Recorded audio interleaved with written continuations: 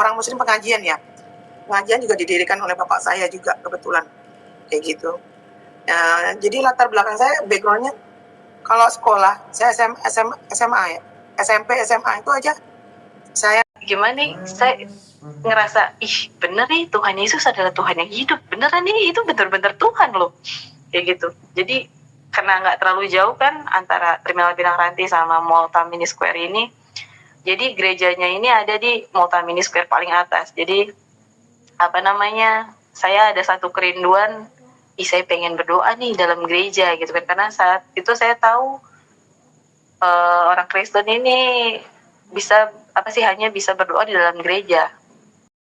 Sungguh luar biasa ya Bapak Ibu, sahabat-sahabat Sema Channel.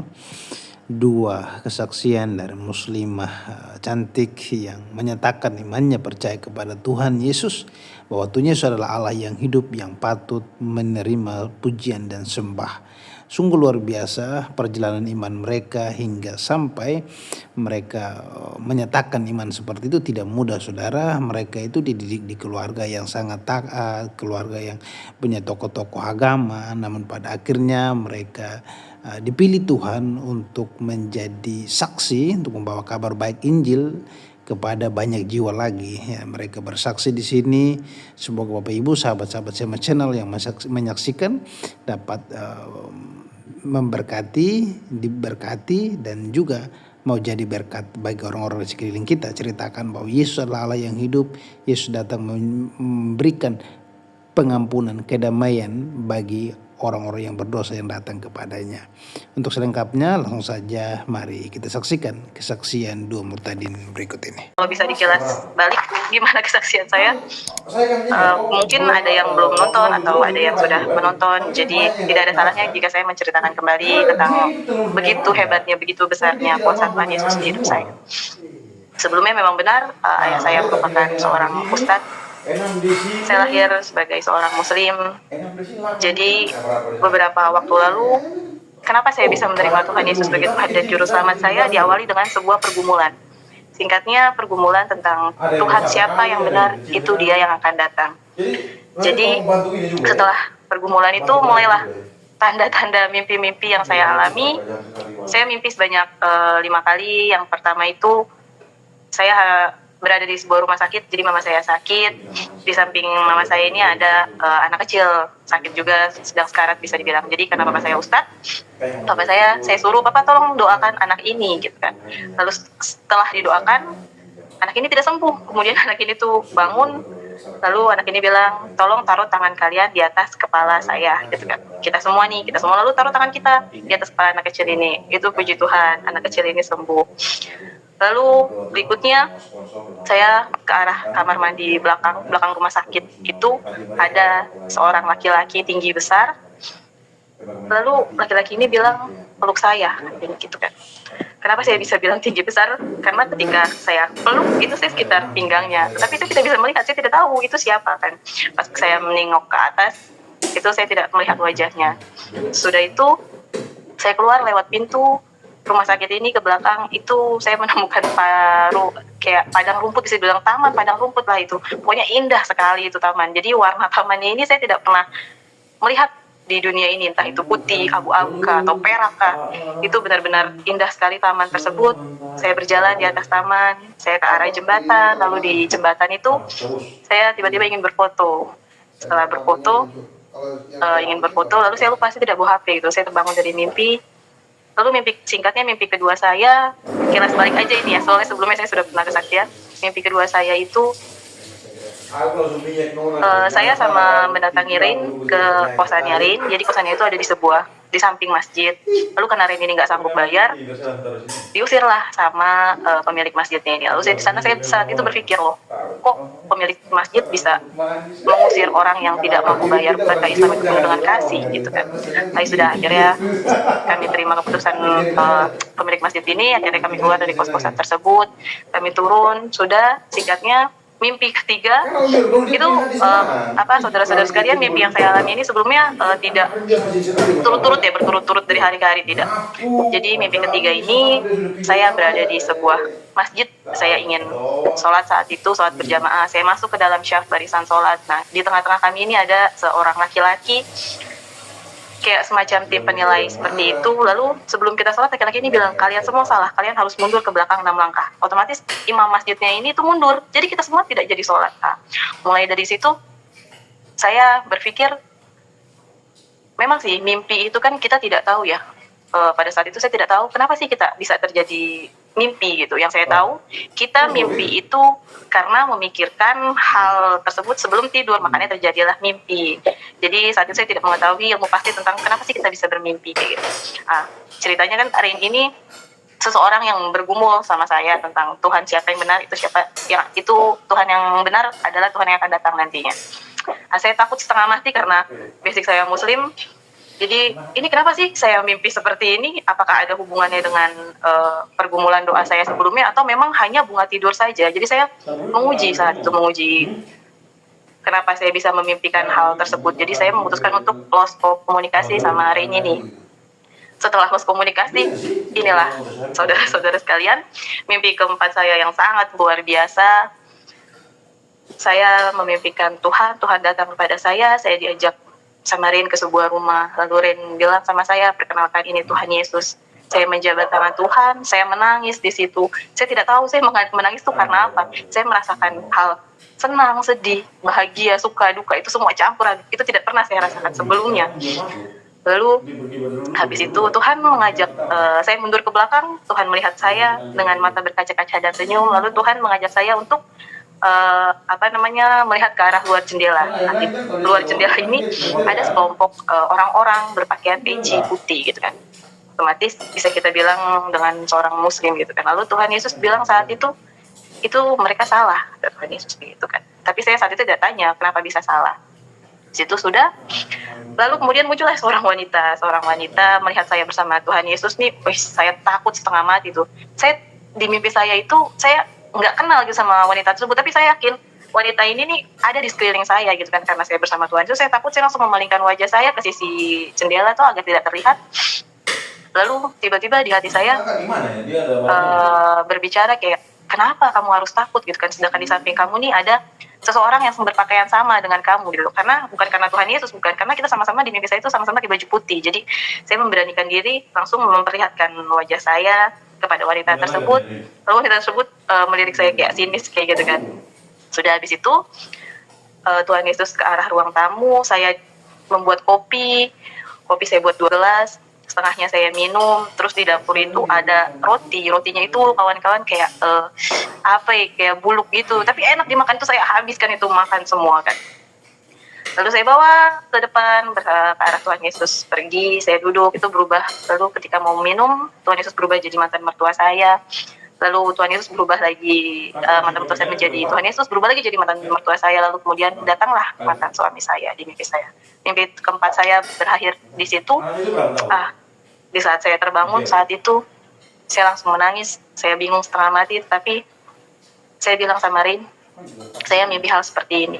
Lalu Rin bilang, selamat sayang, Tuhanku sudah datang, Tuhan Yesus sudah ada di hati kamu, Roh Kudus sudah ada di hati kamu. Itu saya benar-benar ngerasa, aduh ini gimana gitu, ketakutan kan. Tapi ada satu sisi di mana, iyakah, benarkah itu, kayak gitu kan. Tapi ketika itu saya tidak mau yang namanya didoktrin gitu kan. Kata Rin saat itu, banyak yang terpanggil tetapi sedikit yang terpilih. Kalau memang Tuhan Yesus sudah pilih saya yakin Tuhan akan tunjukkan dengan sendirinya. Jadi saya membuat kesepakatan sama Rin, jangan pernah doktrin saya tentang apapun itu tentang siapakah Tuhan Yesus, siapakah Alkitab, apa itu Kristen. Pokoknya saya tidak mau, kecuali kalau saya tanya baru Rin bisa bantu gitu kan. Selesai percakapan kami, singkatnya saya langsung searching saat itu, saudara-saudara. Saya langsung searching tentang apa arti kata Tritunggal. Satu hal pelajaran terbesar yang saya dapatkan di situ, saya langsung mengerti apa arti kata Tritunggal, Bapa, Anak, dan Roh Kudus. Bapa itu Allah itu sendiri, Anak itu ada Tuhan Yesus yang hidup sebagai firman atau firman Tuhan yang hidup, dan Roh Kudus adalah Roh kebenaran. Sekali lagi, satu pelajaran terbesar yang saya dapatkan adalah ketika Roh Kudus sudah ada di hati kita. Tuhan Yesus sudah memilih kalian. Kalian pasti akan mengerti dengan sendirinya, dengan akal dan hati, apa itu arti kata Tritunggal. Padahal kan selama ini banyak Muslim yang bilang kalau Tuhan kita tuh ada 3. Stop sayang, bukan seperti itu. Jadi itulah satu pelajaran terbesar yang saya pertama kali dapatkan. Sudah dalam hati masih menyangkal tentang kebenaran Tuhan. Beberapa hari kemudian saya memimpikan lagi Tuhan Yesus, ini mimpi terakhir saya. Saya berada di sebuah ruangan putih dan tiba-tiba Tuhan Yesus datang, datang. Terus dengan jubahnya. Lalu Tuhan Yesus cuma tersenyum sama saya. Langsung saya kaget bangun. Mulai dari situ saya langsung memutuskan untuk mencari gereja. Gereja yang pertama saya datengin adalah HKBP Condet, karena berada di dekat kampus saya saat itu, dan saya cuma tahu gereja yang terdekat adalah itu. Saya datang bersama anak saya, ternyata tutup, tapi puji Tuhan ada penjaga gerejanya. Karena ada penjaga gereja, saya tanya di mana rumah Bapak Pendeta, lalu ditanya mau ada apa Mbak gitu.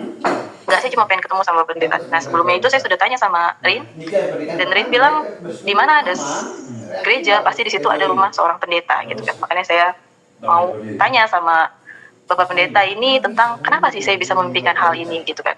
Saya mau tanya langsung pada seorang pendeta dengan maksud tujuan datang ke gereja seperti itu. Jadi sudah saya tidak bilang dulu nih sama penjaganya, lalu penjaga tanya lagi, iya Mbak ada apa gitu kan. Mungkin bapaknya takut juga kali ya, datang tiba-tiba seorang cewek kan pakai kerudung, bawa anak pula, bawa motor, nanya rumah pendeta nih kan. Nah kemarin juga kan belum lama itu ada kasus bom bunuh diri di Makassar, jangan-jangan mau bunuh diri lagi kan. Jadi tidak mungkin juga saya tutup-tutupin. Lalu saya bilang saya bermimpi Tuhan Yesus gitu kan. Langsung akhirnya penjaga gereja ini langsung menuju ke rumah Bapak Pendeta. Saya disuruh tunggu sebentar kan.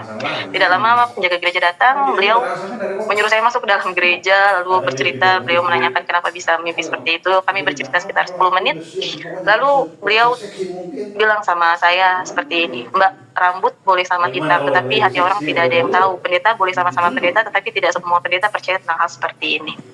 Oh, di situ saya merasa kayak ternyata saya ditolak secara halus gitu kan. Tapi jangan berkecil hati. Justru saya malah senang. Kenapa? Saya mendapatkan pelajaran terbesar lagi. Ternyata menjadi seorang Kristen itu tidak semudah apa yang saya pikirkan. Banyak orang-orang di luar sana kan yang bilang, lu masuk berapa kan? Dibayar berapa lu masuk Kristen kayak gitu. Lu udah ketara masuk Kristen gitu. Oh, saya tidak semudah itu, kawan-kawan. Ternyata penolakan ini yang mengajarkan saya bahwa Tuhan Yesus ingin saya tahu ternyata masuk Kristen itu tidak semudah apa yang kita pikirkan. Jadi seperti itu. Kemudian setelah bercerita, saya meminta izin untuk masuk dalam gereja. Pertama kalinya saya masuk dalam gereja, sebelumnya beliau bilang seperti ini, kalau bukan Roh Kudus yang menggerakkan hati saya, Mbak, saya tidak mungkin mengizinkan Mbak untuk masuk dalam gereja. Puji Tuhan, saya diizinkan untuk masuk dalam gereja selama 25 tahun. Saat itu pertama kalinya seorang kelima masuk ke dalam gereja. Satu langkah kaki saya masuk ke dalam gereja, saya merasakan hal yang sangat luar biasa. Saya menangis, saya senang, saya sedih, campur aduk. Itu sama halnya saya rasakan ketika saya jabat tangan Tuhan di mimpi keempat saya. Lalu saya duduk, saya merenung. Hal pertama yang saya cari, sebelumnya saya mencari tanda salib, kayu salib tuh. Jadi yang saya tahu kan ada kayu salib di gereja gitu kan. Cuma karena bangunan HKBP ini tuh kan di depannya itu agak rendah, altarnya yang tinggi kan. Jadi kita harus masuk ke dalam dulu sampai ke tengah-tengah, baru kita bisa melihat tanda salib. Nah sampai situ saya menangis lebih kencang lagi, lalu saya duduk, saya merenung kenapa saya bisa berada di titik seperti ini. Sudah habis itu saya minta Bapak penjaga ini untuk berdoa bersama-sama saya. Akhirnya beliau duduk di depan saya ingat beliau berdoa tentang terima kasih Bapak, Engkau telah mengembalikan anak dombamu yang hilang, seperti itu. Selesai saya berdoa, saya pulang, saya ceritakan sama Rin. Lalu Rin tanya lagi kan, kamu nggak kecewa? Katanya, ditolak sama seorang pendeta. Balik lagi, saya tidak kecewa, karena saya justru mengucap syukur sama Tuhan, karena Tuhan membukakan pemikiran saya, atau Tuhan memberikan saya pengetahuan yang amat sungguh luar biasa. Menjadi Kristen itu tidaklah semudah apa yang dipikirkan.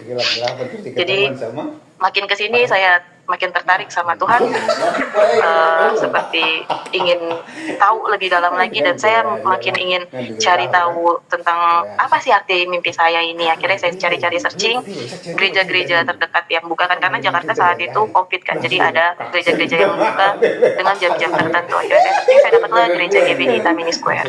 Di sana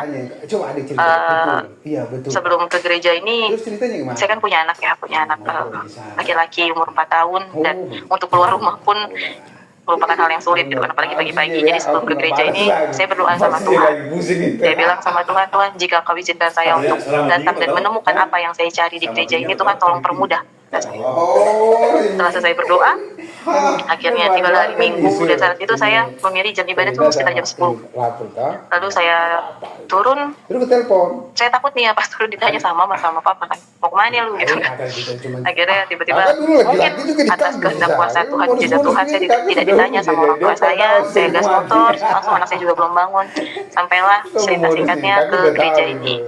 Jadi di depan gereja ini ternyata ibadah sudah dimulai. Jadi ketika saya mau masuk, saya ditanya sudah daftar belum gitu kan. Pada saat itu saya tidak tahu emang ibadah itu harus pakai daftar ya gitu kan. Terus penjaganya bilang iya, karena pandemi COVID kita melakukan peraturan untuk ibadah jemaat di gereja ini gitu, harus daftar online ke apa gitu. Terus langsung saya tidak memberitahu juga kan kalau saya dari Islam sebelumnya. Saya tahan itu. Pada intinya saya tidak boleh masuk saat itu. Lalu tiba-tiba muncul seorang laki-laki datang menghampiri kami. Lalu beliau bilang, ada apa ini gitu kan. Lalu tiba-tiba lidah saya berucap, saya Muslim, saya ingin masuk ke dalam, saya ingin beribadah. Langsung saya disambut sama beliau, saya langsung disuruh masuk, saya diperbolehkan masuk, saya dikasih file seal. Saya duduk di belakang gereja, di belakang, maksudnya di bangku paling belakang, itu ke arah, mohon maaf, ke arah pintu gereja. Lalu di sana pertama kalinya saya tersentuh dengan lagu-lagu rohani. Jadi ketika lagu rohani dimulai, saya menangis luar biasa, tersentuh hati saya. Kemudian selesai pujian penyembahan, Bapak Pendeta berkhotbah tentang anak domba yang hilang. Puji Tuhan, ternyata tanpa saya ditanya sama seorang pendeta secara langsung gitu kan tentang mimpi saya, ternyata Tuhan sudah tunjukkan dan Tuhan sudah kasih tahu ini loh iklim jawabannya kayak gitu. Jadi selesai ibadah saya diminta sama pelayan Kakak Igi ini, kakak pelayan, untuk bercerita-cerita di ruang sekretariat.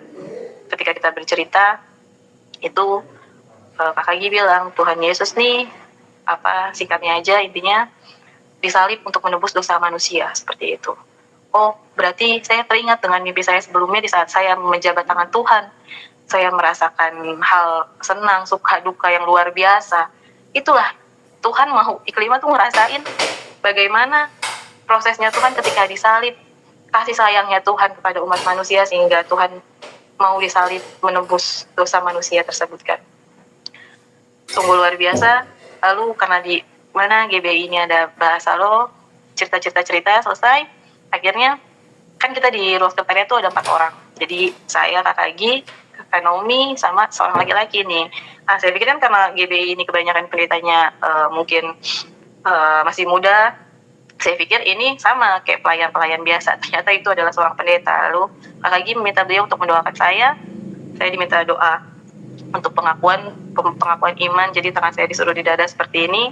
Saya suruh mengikuti apa yang beliau ucapkan. Itu hal spiritual yang saya rasakan, saudara-saudara. Jadi sebelum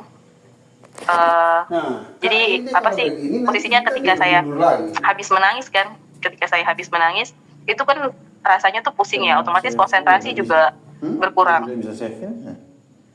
Dan pertama kalinya juga saya mendengar bahasa roh, itu karena di belakang itu Kakak Naomi sama Kakak Gi berbahasa roh. Jadi mungkin kalau secara logika terganggu juga gitu kan dengan konsentrasi. Tapi puji Tuhan, itu pengalaman spiritual yang saya dapatkan ketika Bapak Pendeta itu mengucapkan doa dan saya suruh mengikuti beliau.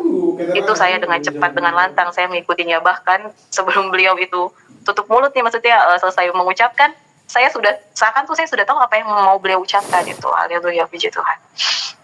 Lalu selesai dari sana, saya pulang. Habis pulang itu di GBI ini kan ada yang namanya pool pul itu kayak semacam penguatan kita, kafling. Saya ingat saya itu kafling cendana kalau nggak salah deh. Terus habis itu setiap hari Jumat jam 7 malam, dimana saatnya kita beribadah, kita memuji Tuhan. Itu saya di kamar pas jam 7 malam setiap hari Jumat. Itu saya selalu kunci pintu kan, di belakang pintu, terus pakai headset gitu kan. Saya tidak mau gitu kan, tiba-tiba kalau misalnya saya lagi melipat tangan nih, atau saya lagi berdoa, tiba-tiba adik saya kan masuk atau orang tua saya gitu kan, ngelihat saya melipat tangan, mati saya. Tapi satu hal yang saya mau ceritakan tentang pool ini, saya merasa iri dengan kakak Gi sama ibu Siska. Itu mereka tuh bisa memuji Tuhan begitu lantang, menyanyikan pujian-pujian dengan lantang, membaca firman Tuhan dengan lantang. Kenapa saya harus ngumpet-ngumpet? Kenapa saya nggak bisa?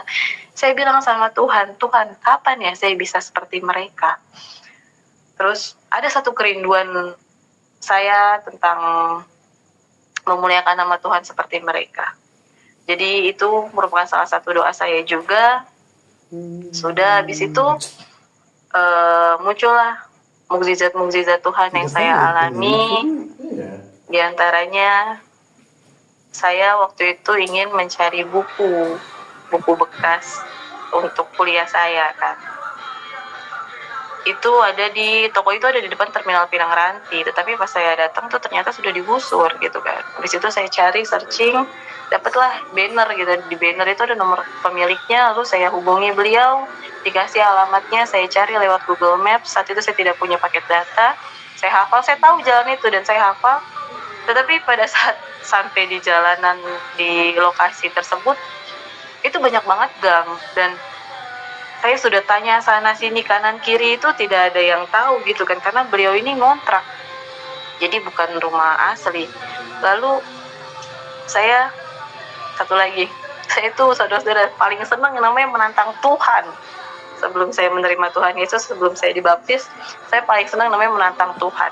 Saya bilang sama Tuhan saat itu kan, Tuhan, jika Engkau Tuhan yang hidup, Engkau akan tunjukkan di mana toko buku ini Tuhan. Saya yakin dan percaya kalau memang Tuhan benar Tuhan yang hidup, Tuhan akan tunjukkan. Jadi itu tantangan saya kepada Tuhan waktu itu. Ketika selesai berdoa, ketika mengucapkan hal itu selesai, saya langsung berjalan sekitar beberapa meter ke depan motor saya kan. Saya tanya sama satu orang, Mbak tahu toko buku ini enggak? Oh, langsung ditunjukin, Mbak belok sini, belok sana, belok sana. Puji Tuhan, ketemu saat itu. Itu kayak gimana nih, saya ngerasa, ih bener nih Tuhan Yesus adalah Tuhan yang hidup. Beneran nih, itu bener-bener Tuhan loh. Kayak gitu. Jadi karena nggak terlalu jauh kan antara Terminal Pinang Ranti sama Mall Tamini Square ini. Jadi gerejanya ini ada di Mall Tamini Square paling atas. Jadi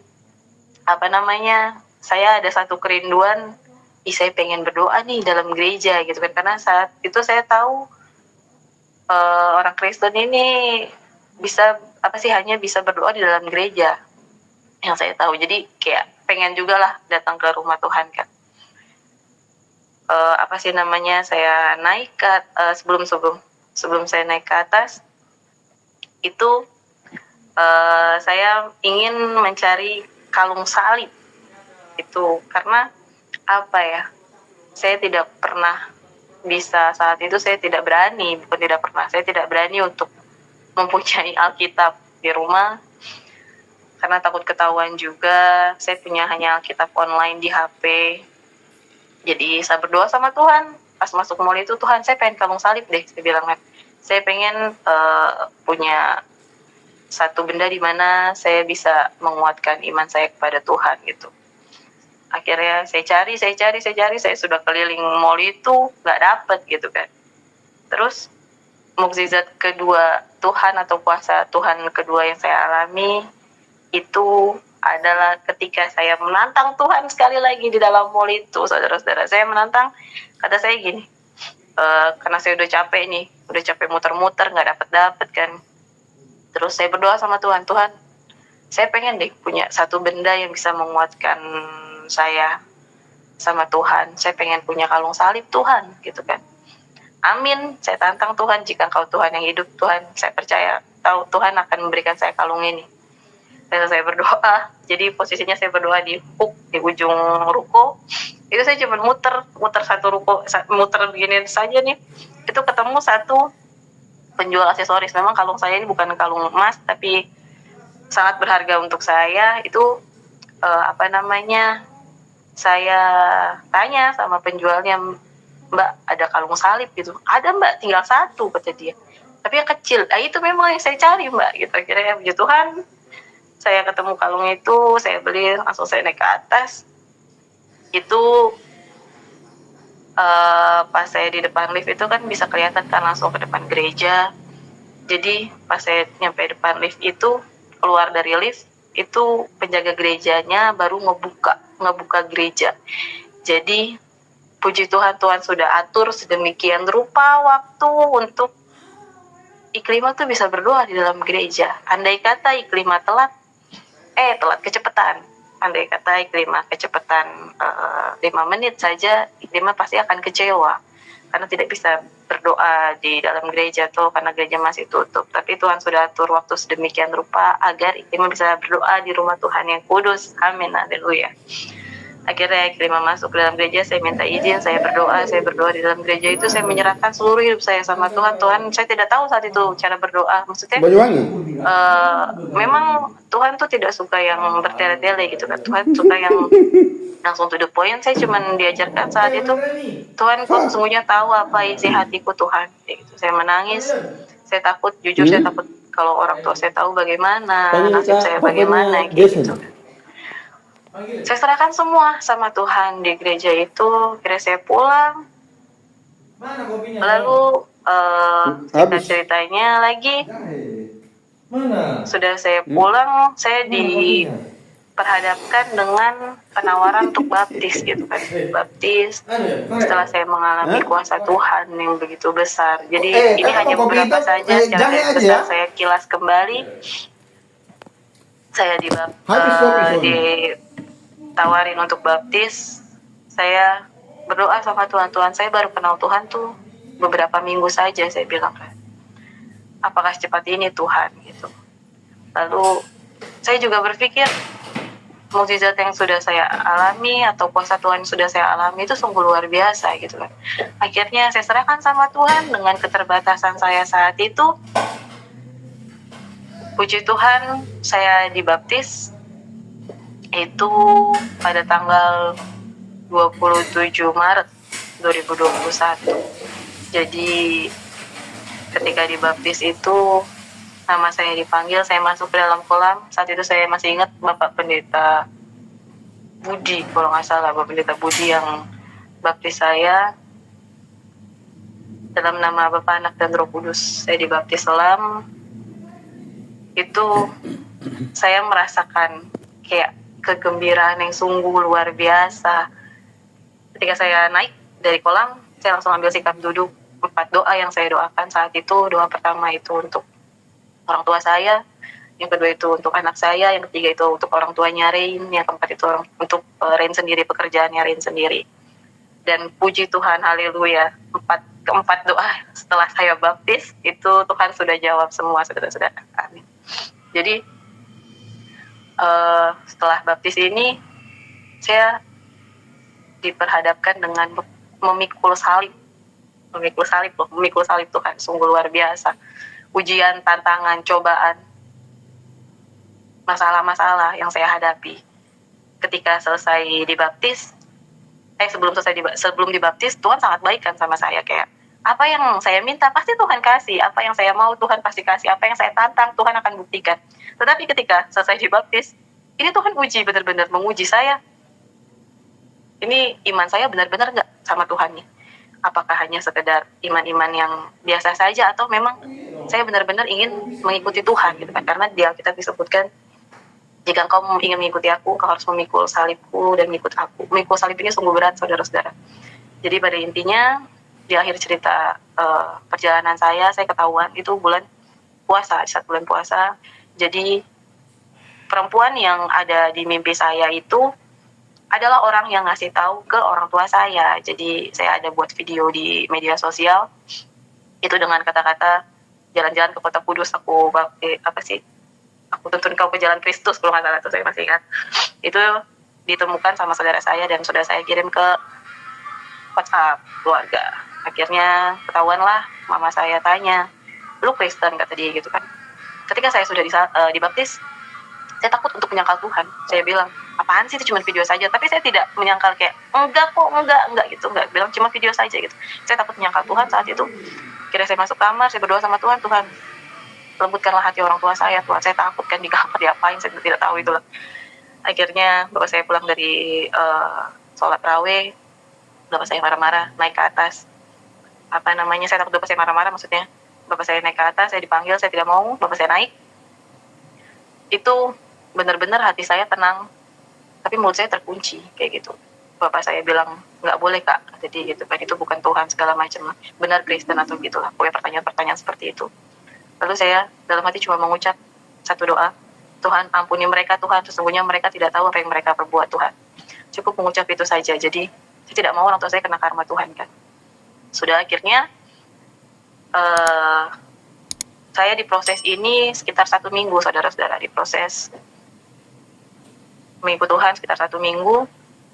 Habis itu bapak saya nih kayak selalu datang ke kamar di lantai 2 kan, ke kamar saya, ngintip saya, nih anak lagi ngapain nih, anak lagi ngobrol sama siapa ini kan.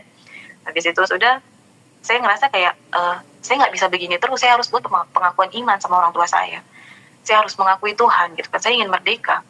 Akhirnya beberapa hari kemudian saya memberanikan diri berdoa sama Tuhan untuk pengakuan iman saya. Saya bilang sama orang tua saya, Tuhan,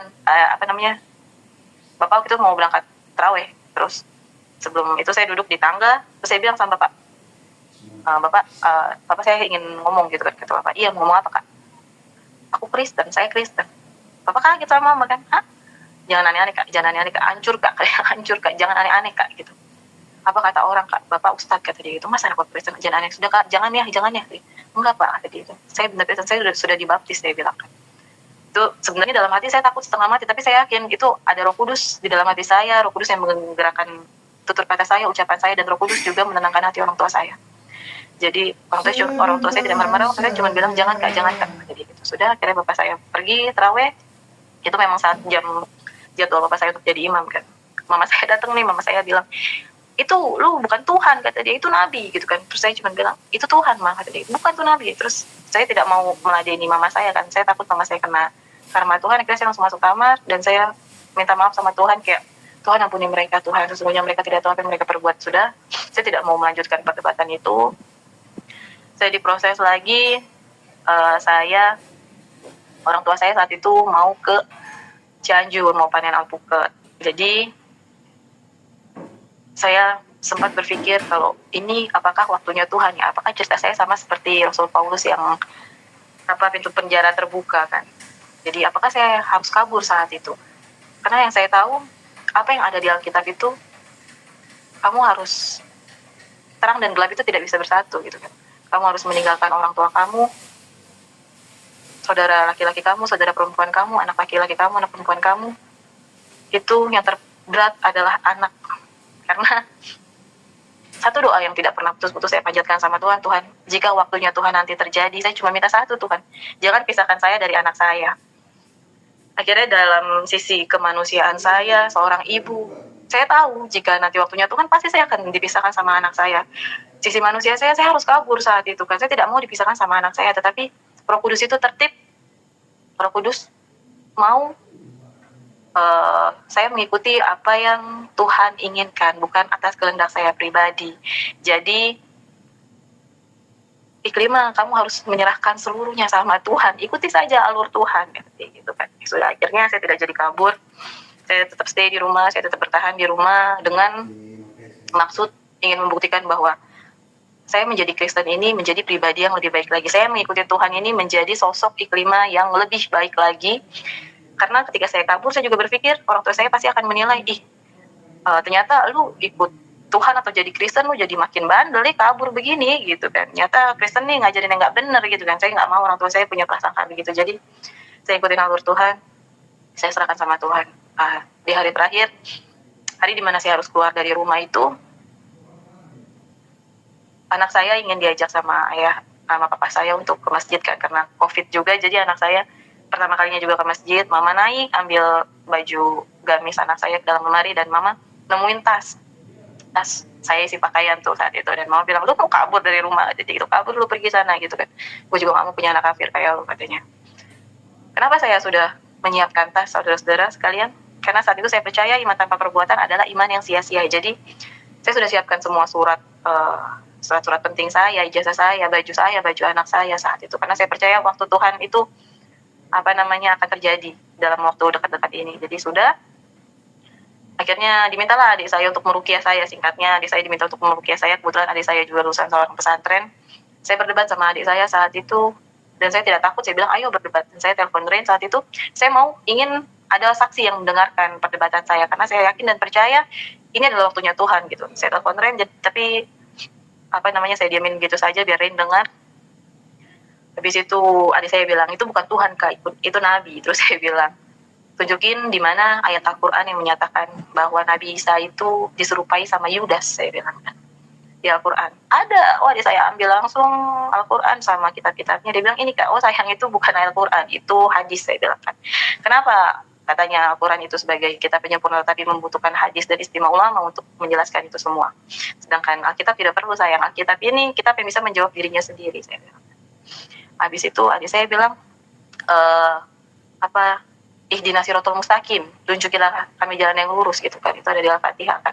Terus saya bilang, itu sudah ada di Yohanes 14 ayat 6, akulah jalan dan kebenaran dan hidup, tidak ada seorang pun yang sampai kepada Bapa tanpa melalui aku. Itu jalan dan kebenaran dan hidup ada Tuhan Yesus itu sendiri, saya bilang kan. Situ perdebatan berikutnya, adik saya bilang, Tuhannya orang Kristen itu ada 3 Kak, jadi gitu. Terus saya bilang, ketika saya bermimpi, saya juga awalnya dalam Islam juga berpikir sama, orang Kristen tuh Tuhannya ada 3, tapi ketika saya berjumpa sama Tuhan, saya langsung searching, saya jelaskan sama adik saya langsung searching apa itu Tritunggal, dan saya langsung mengerti. Di situ ketika Roh Kudus sudah ada di hati seseorang, otomatis itu orang itu pasti akan dengan sendirinya mengerti apa arti kata Tritunggal itu sendiri. Adik saya langsung bilang, lu mimpi Tuhan, kata dia, lu mimpi Tuhan Yesus, panggil Tuhan lu sekarang, kata dia. Dengan lantang saya bilang amin, saya bilang kan, nanti Tuhan sendiri yang akan datang, Tuhan akan jamah bapak mama lu sekalian gitu kan. Lalu saya balik tanya kepada adik saya, kenapa di Al-Quran itu disebutkan Tuhan Yesus mati lalu bangkit? Itu ada di beberapa surat, ada surat Ali Imran, Az-Zukhruf, Al-Maidah, sama An-Nisa. Saya bilang, adik saya nggak bisa jawab, lalu dipanggil lagi, telepon lah papa. Di situ papa pulang nggak lama sama anak saya masuk ke kamar, saya tarik, papa saya sama pertanyaan-pertanyaan seperti itulah, marah-marah seperti itu. Terus itu kena buka puasa kan, sudah waktunya buka puasa, akhirnya mereka buka puasa di rumah, di lantai 2, kan sebelumnya memang saya persingkat ini cerita. Jadi buka puasa lah mereka, selesai buka puasa mereka turun semua, saya akhirnya bawa tas, kasih baju anak saya, perlengkapan, pokoknya siap-siap lah sama anak saya turun. Bapak saya bilang, mau kemana Kak? Saya bilang, saya minta maaf sama orang tua saya sudah mengecewakan mereka, saya sudah bikin malu mereka, karena menurut mereka ini hal yang memalukan, tapi menurut saya ini adalah hal yang membanggakan dengan mengikut Tuhan. Tapi secara manusiawi saya minta maaf. Ya, Shalom. Saya latar belakang dari keluarga muslim. Semua muslim, haji-haji semua. Saya dari Jawa Tengah, Jepara. Khususnya sangat fanatik sekali ya kalau dengan latar belakang pendidikan. Semua dari muslim, dari SD, SMP, SMA, ya. Itu dari muslim. Jadi ayah saya haji, mama saya haji juga. Jadi kita tiap hari sembahyang 5 kali sehari ya. Itu di luar lagi ada sembahyang lagi namanya sholat duha, ada lagi yang sholat malam, sholat tahajud, di mana itu ya lebih ke sekitar jam 12 ya, tengah malam kayak gitu. Jadi sekolah kita juga pakai hijab ya, pakai hijab. Dulu kan hijabnya segitiga, tapi ayah saya tuh nggak terlalu harus pakai kayak gitu karena orang NU ya, termasuk orang NU, dan kita ada kebiasaan juga sama seperti kebaktian kayak gitu, tapi untuk orang muslim pengajian ya, pengajian juga didirikan oleh bapak saya juga kebetulan kayak gitu. Jadi latar belakang saya, backgroundnya kalau sekolah saya SMA ya, SMP SMA itu aja saya masih kalau dari sholat subuh selesai makan, sholat duha lagi tuh saya masih pegang apa ya, kalau orang Jawa bilang wiridan. Wiridan tuh baca tasbih. Jadi satu tasbih itu ada seperti kalung ya. Kalungnya ada manik-maniknya itu 99 nama Tuhan. Nama yang terbaik dari Tuhan. Allah ya, jadi kayak gitu. Jadi saya bisa baca sampai ribuan ya. Bisa duduk, ada ruangan saya khusus untuk berdoa sendiri. Meskipun saya anak nomor 2 itu ada ruangan tidur sendiri, ruang itu berdoa sendiri. Jadi apa namanya dikhususkan kebetulan karena bapak saya ya punya rumah banyak waktu itu ya, jadi sendiri-sendiri, jadi begitu. Jadi latar belakang papa mama saya Muslim. Kalau mama saya itu Muslim tapi Muslim kejawen. Kalau bapak saya Muslim tok-tok. Tapi dia masih berpikiran terbuka, open minded kayak gitu, kayak gitu. Jadi orang Jawa tapi pikirannya terbuka banget tentang modernisasi. Dan bapak saya juga pernah sering bawa pulang dari luar negeri kayaknya buku-buku tentang Yesus. Saya lihat waktu kecil itu bukunya, aku nggak ngerti itu Yesus, nggak ngerti karena aku lihatnya cuma gambar-gambarnya itu, magazinnya itu gambarnya tuh Tuhan Yesus diangkat, terus ada malaikat-malaikatnya, terus ada lagi orang berkumpul di bawahnya Yesus waktu pengangkatan kayak gitu. Jadi saya belajar di Muslim itu belajar ngaji, belajar berkumpul, bagaimana berorganisasi, kemudian belajar tauhid, Taurat, terus fikih, terus fikih, terus belajar sejarah Muslim juga. Jadi memang agak berat karena itu dari bahasa Arab ya, kita harus tahu translatornya atau terjemahannya di bahasa Indonesia. Itu pun kalau nggak ada juga harus belajar. Jadi agak ribet juga kalau kita nih anak-anak masih muda gitu, kalau nggak terlalu hafal nggak bisa ngerti juga. Jadi tiap hari saya kalau sholat utama itu berdoa itu 5 waktu, tapi selesai ada namanya memakai tasbih. Tasbih itu 99 nama Tuhan. Jadi ada kata nama Tuhan yang harus dibaca mungkin 121 kali, ada yang dibaca harus 1000 kali, dan itu pun harus tuntas. Kadang nggak sampai tuntas pun, saya pakai mobil dijemput pun sampai turun mobil harus selesaikan itu. Jadi memang ada kemarahan yang sangat berat ya dari keluarga mungkin ya, karena berpaling kayak gitu, mencintai Tuhan yang lain. Karena sama aja di Kristen juga di Muslim tidak ada Allah lain selain diriku. Nah itu seperti itu. Jadi latar belakang background saya keluarga yang Muslim yang sangat taat. Jadi kakak saya ini sekarang ngaji ya gitu. Adik saya masih memeluk Islam juga kayak gitu. Jadi latar belakangnya kita nih sekolah Muslim, jadi belajarnya fikih, Alkitab, dan fikih, tauhid. Tapi juga ada mempelajari namanya Isa. Nabi Isa itu ya Yesus itu. Mempelajari ada kitab yang terakhir yaitu kitab Injil. Ada juga itu sempat aku baca kayak gitu. Jadi background itu kenapa? Terus ada beberapa background lagi. Saya itu kan menikah sama orang Papua yang Kristen. Jadi kayak gitu. Tapi ya karena kita tuh berbeda agama, dia pergi ke gereja, saya berdoa di rumah. Jadi ibarat kayak perahu itu kakinya di sebelah sama di sebelah. Itu kejadian bertahun-tahun. Jadi kayak gitu sampai saya kembali ke Papua.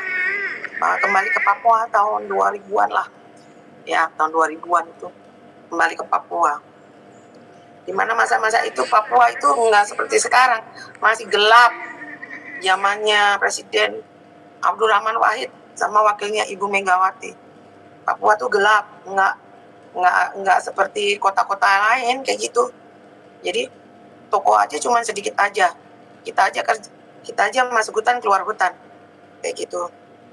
Kenapa saya berpindah ke Kristen? Saya itu kan tidak tahu baca Alkitab, saya tidak pernah mau mengerti Alkitab. Ibaratnya kalau orang dengar azan, orang Kristen dengar azan nggak suka.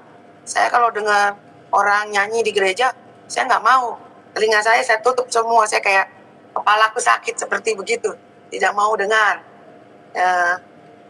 Tidak mau dengar karena berbeda itu ya, keyakinan. Kayak gitu. Tapi suami saya sering bawa saya ke gereja, suruh pegang Alkitab, aku nggak mau. Jadi aku duduk di belakang. Alkitab dibuka, aku nggak mau baca, cuma lihat aja, denger aja dari belakang. Nggak mau. Kan dipaksa pun nggak mau, akhirnya dibiarin juga kayak gitu. Akhirnya suatu saat jadi kebencian di dalam keluarga mereka. Nggak tahu itu, mereka bukannya welcome saya sebagai anak mantu, tapi kebencian dengan segala cara mereka buat permasalahan yang bersinggungan dengan saya kayak gitu. Sampai saya pernah jatuh sakit juga nggak diurus, apa semua nggak diurus. Mereka juga suka mengancam, suka berkata-kata, menganiaya secara fisikis, dan saya itu mendengar sendiri. Suatu saat saya itu, orang semua pergi ke gereja, orang semua kadang lebaran, orang pada lebaran, aku nggak namanya lebaran, nggak namanya Natalan, karena aku nggak pernah dapat hadiah Natal. Saya bilang, suatu saat saya bilang, kenapa mereka selalu menjahatin saya, mertua saya berbuat jahat terus, selalu apa yang saya bikin selalu dipersalahkan tiap hari, nggak malam pagi. Sedangkan orang tua saya saja menerima anaknya yang dengan kekurangan tidak punya, welcome to family. Tapi apa yang terjadi? Mereka sangat terbalik sekali. Jadi ada beberapa keluarga Papua kalau dapat anak perempuan, orang Indonesia rambut lurus, mereka bersuka cita, mungkin bisa kuliahkan, sekolahkan, baik. Tapi di keluarga ini kebalik, saya diancam, dianiaya, apalagi punya anak perempuan saja, tidak punya anak lagi. Nah itu jadi masalah besar yang di dalam keluarga mereka. Jadi kenapa berpindah ke Kristen? Karena masalah di dalam keluarga ini sudah sangat terlalu berat. Memfitnah, adik-adiknya suka memfitnah semuanya. Jadi saya dibiarin, saya supaya dikasih pakai baju cuma cantik. Padahal saya dari keluarga kaya. Kalau mama saya lihat saya pakai baju kayak gitu dengan dianggap seperti itu, memang mungkin semua orang tua bilang pulang lah, makan nggak pulang ke Jawa kayak gitu. Tapi yang terjadi saya tantang itu mereka, ini kakak iparku ini majelis. Katanya majelis itu menganggap seharusnya berbuat baik ya pada sesama. Pergi ibadah tiap hari, pegang Alkitab, pergi ke gereja. Tapi apa yang terjadi? Tak satu lembar pun menyatakan kamu mau ikut kristenisasi atau apapun, tidak ada, orang lain yang dilayani. Tapi saya tidak perlu tahu mereka mau kasih saya atau tidak kasih saya. Saya cari itu Tuhan Yesus sendiri. Saya tantang ke Tuhan Yesus yang berdiri di atas gereja Bethlehem di RSUD Dok 2 Jayapura. Saya tantang, kenapa? Saya mau cari tahu itu Tuhannya yang mereka sembah itu Tuhannya baik apa enggak sih? Saya cari sendiri, saya daftar sendiri, saya belajar Alkitab sendiri. Saya nggak perlu namanya baju baptis dikasih uang sama mereka.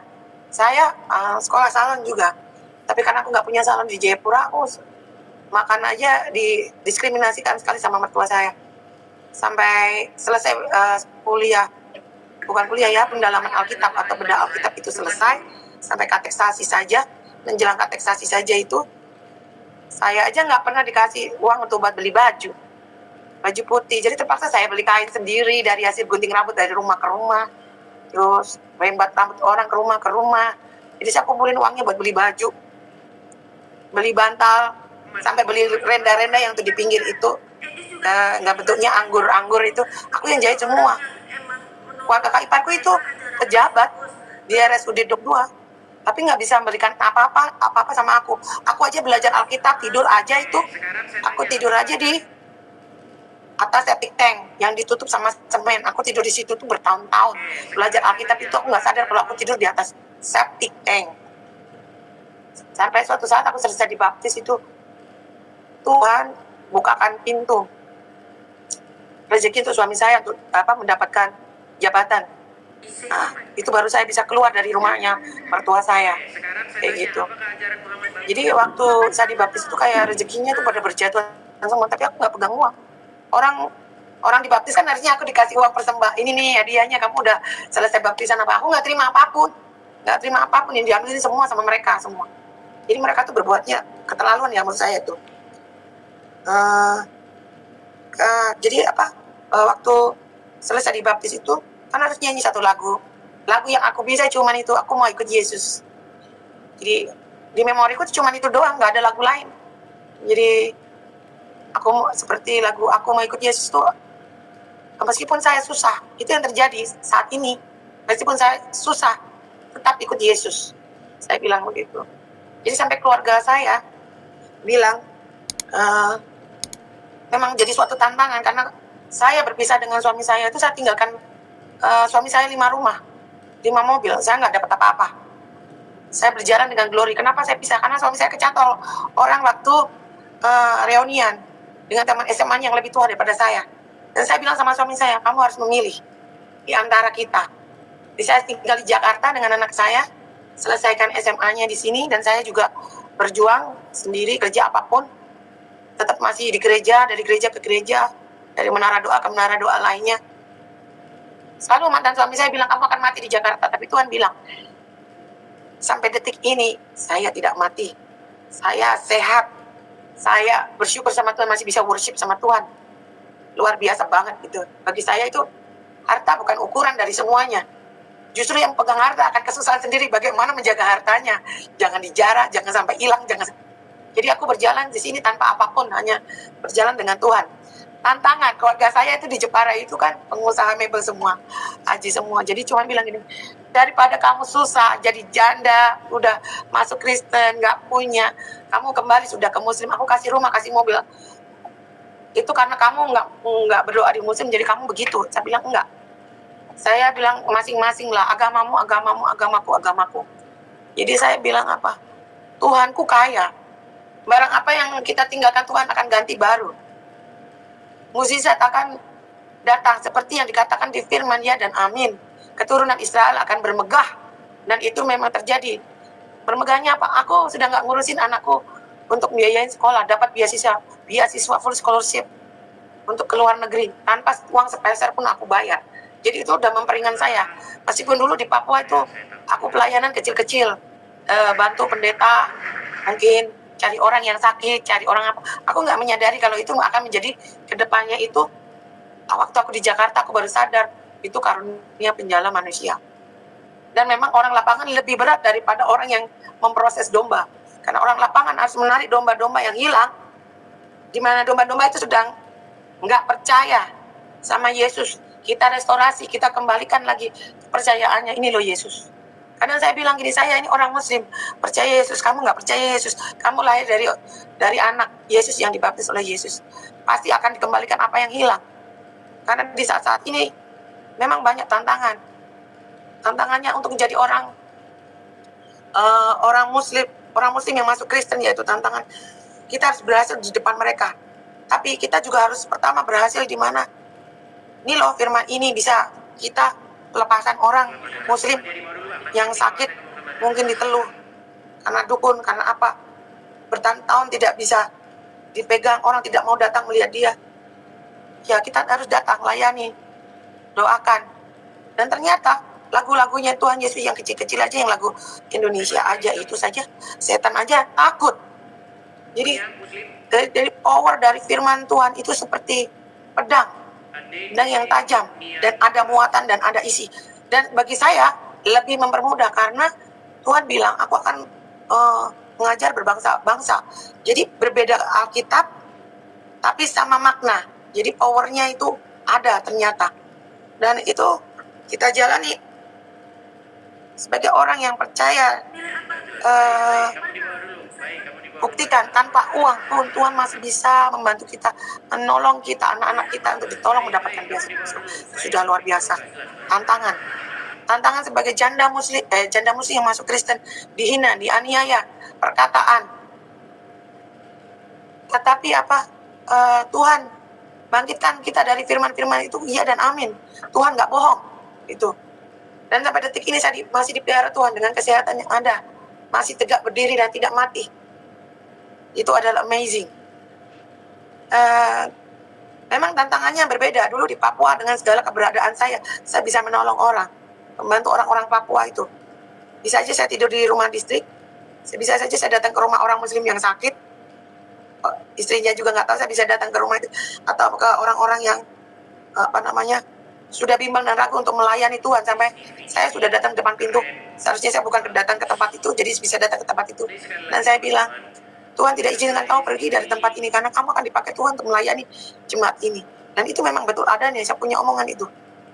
Jadi restorasi orang yang hilang kepercayaan, kepancing oleh iblis itu semua dikembalikan kepada tracknya yang ada, yang Tuhan mau. Jadi kalau di Jakarta ini banyak kita layani anak-anak Afrika yang tidak punya makanan, minuman, mereka ketakutan, itu saya bantu dengan uang sendiri. Jadi saya pelayanan itu tidak pakai uang gereja, uang pribadi, uang kecil-kecil saya yang saya dapat mungkin dari sulam alis, dari mungkin keuntungan bisnis makanan kecil-kecil atau apapun itu, ada uang saya berikan kepada mereka dengan tulus ikhlas. Jadi mereka selalu bilang, kamu orang baik. Tidak, saya itu hanya media yang dipakai Tuhan untuk merestorasi mereka, untuk kembali ke jalan Tuhan, di mana mereka yang hilang, itu tempat yang mereka sembunyi pun saya bisa mencari mereka. Tempat yang ditahan dengan banyak security pun Tuhan bisa terobos. Kadang teman-temanku tidak tahu aku punya pelayanan seperti itu.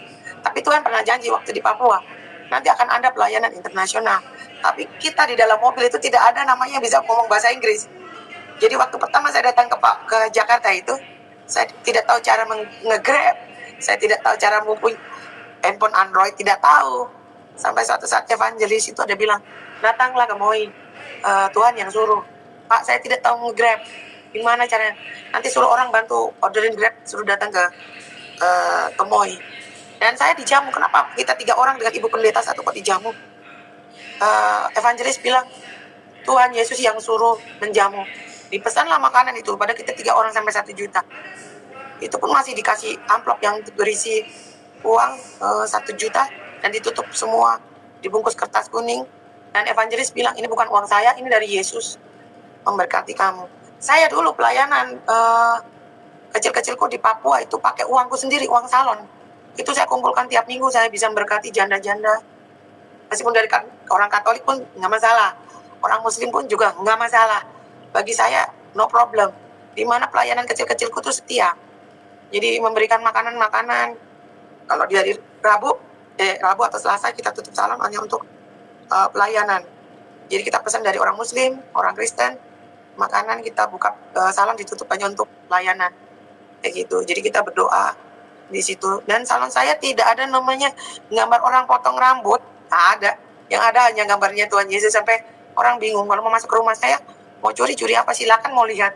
Yang ada gambarnya Yesus. Jadi salon saya nggak ada pelang, tapi lumayan laris. Dan saya bisa menopang orang, membantu orang kesusahan. Dan saya masih bisa pelihara anak-anak Muslim itu di rumah saya. Bisa memberkati lah. Jadi kalau sekarang aku di Jakarta, memang pure saya pelayanan, nggak pakai embel-embel apa, hanya diri saya saja dan Tuhan. Kayak gitu. Saya belum pernah mengajak teman untuk join di dalam pelayananku karena takutnya tidak cocok dengan pelayananku, karena ada beberapa pelayananku yang untuk anak-anak Afrika yang hilang, yang nggak ada uang, udah kehabisan uang dan lapar.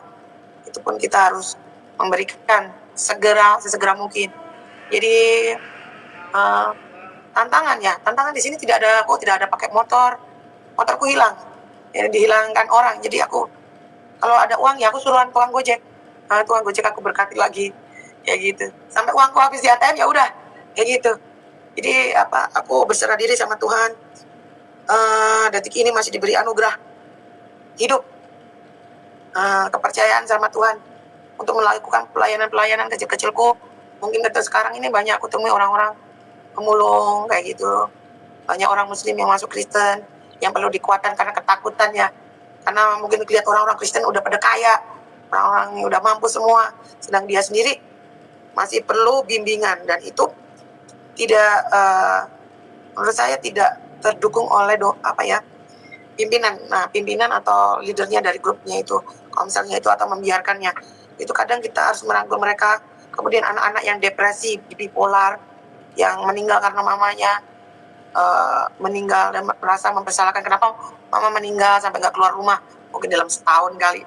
Nah itu kita dekatin, kita konseling. Ternyata banyak benturan, sebenarnya anaknya baik, jadi bisa restorasi kembali kepada Tuhan. Meskipun gimana dia cocoknya gereja mana, kita akan antar begitu.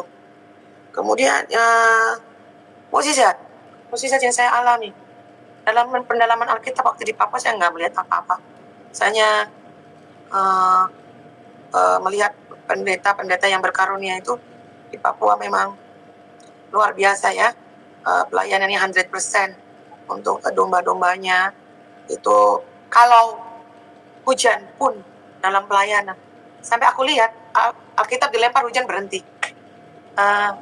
Aku disuruh naik mimbar, aku nggak tahu caranya naik mimbar karena aku orang Muslim yang masuk Kristen. Aku kan juga ketakutan, nah gimana nanti aku khotbahin kamu secara Muslim, karena kita juga dididik berpidato secara Muslim.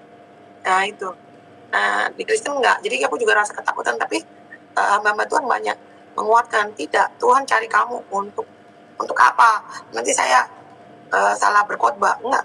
Tuhan cari kamu, anjing. Tuhan cari kamu ini yang ada maksudnya sekarang ini. Jadi kita dipakai Tuhan untuk berdoa. Berdoa. Saya tidak berdoa, Tuhan akan aku suruh orang nanti syarat lagi untuk duduk berdoa. Pagi, malam berdoa. Jadi kayak gitu.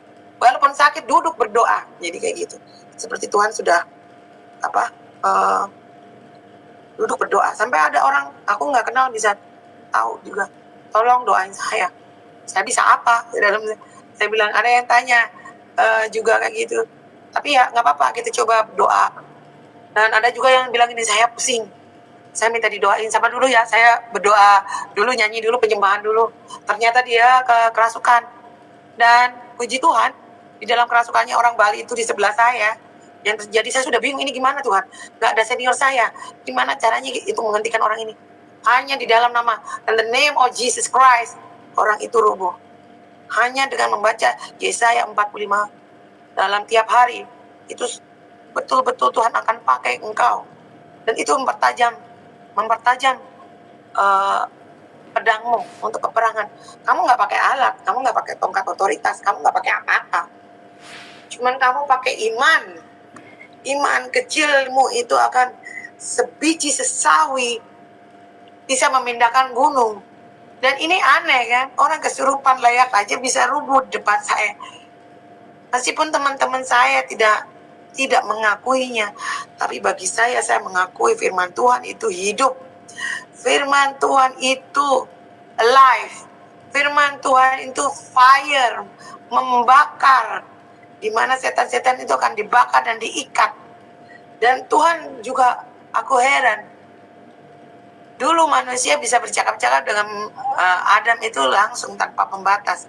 Tapi sekarang bicara dengan Adam aja, kita harus perlu malaikat lagi untuk menolong kita, untuk membantu kita. Jadi Tuhan itu sungguh luar biasa. Jadi aku percaya pohon kehidupan yang dikelilingnya ada lidah api, itu seperti pedang yang menyala-nyala, itu adalah firman.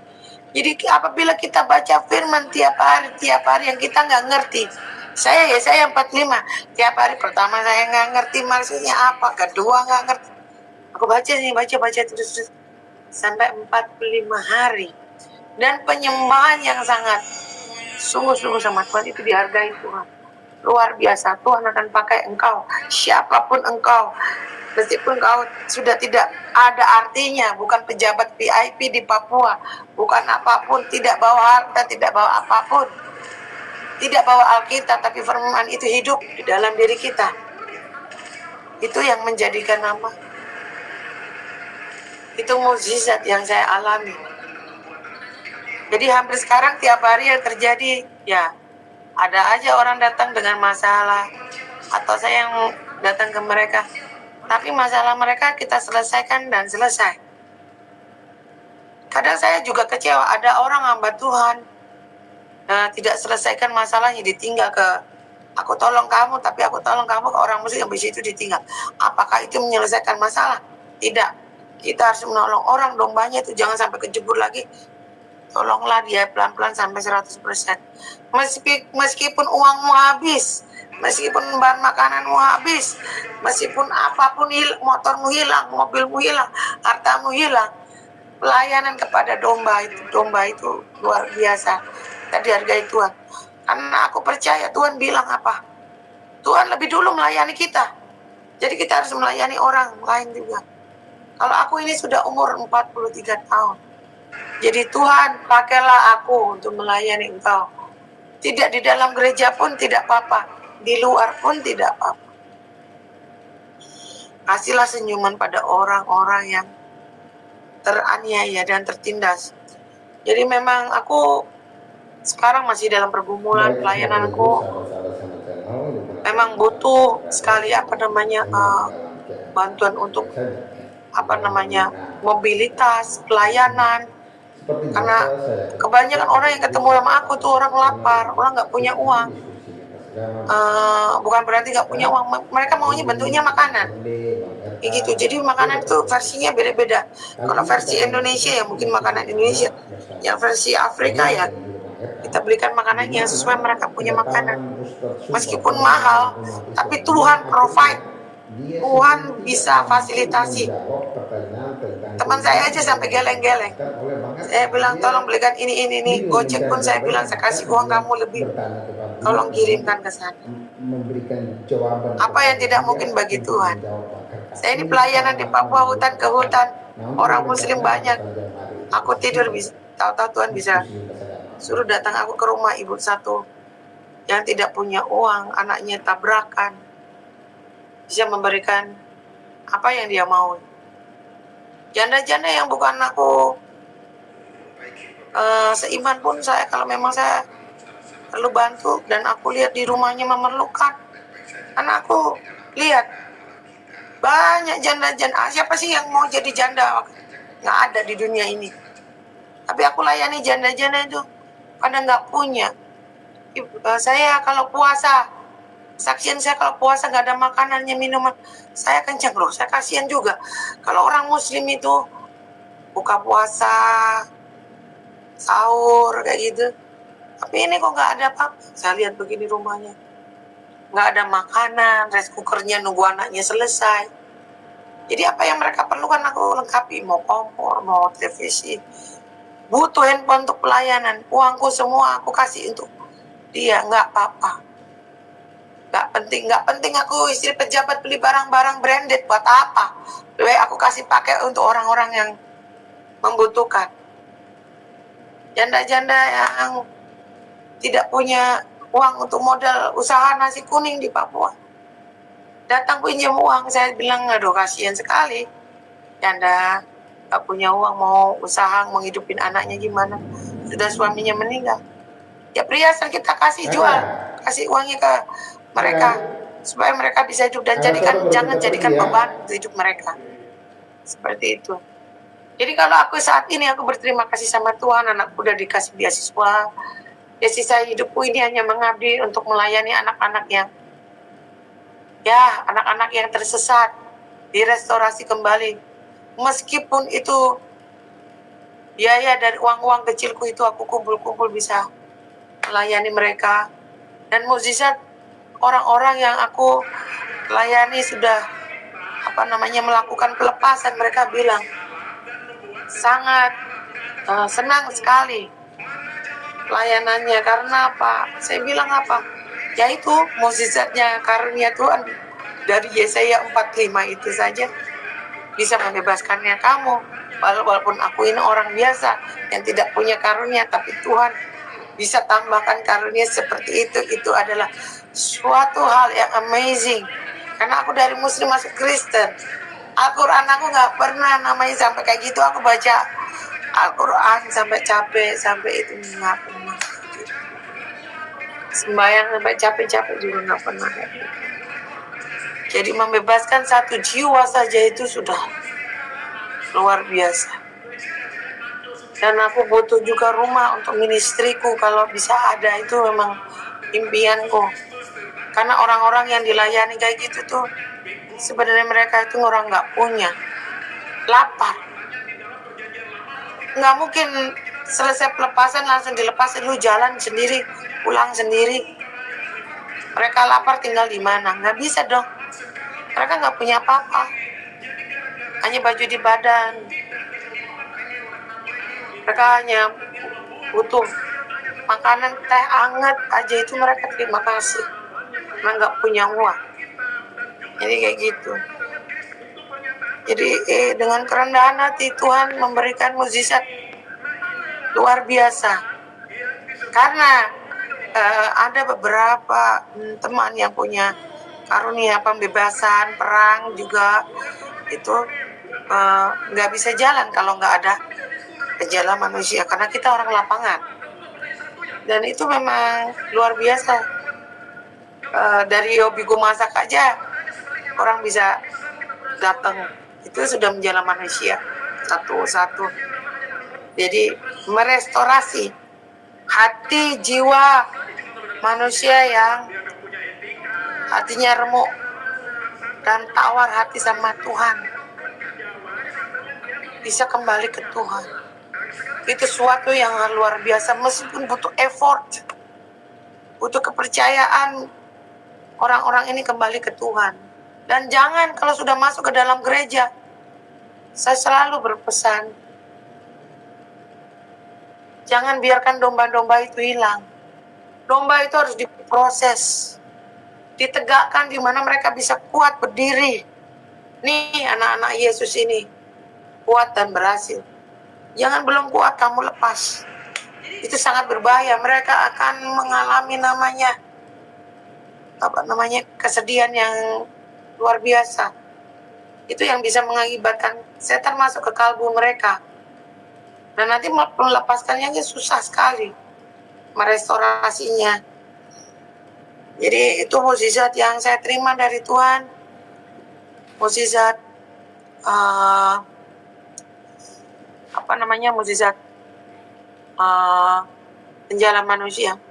Saya juga bingung, yang saya jala ini bukan orang Indonesia aja, orang Afrika ada, orang luar negeri juga ada. Jadi merestorasi kembali apa yang mereka tidak percaya Tuhan di tahun-tahun ini, Tuhan kembalikan.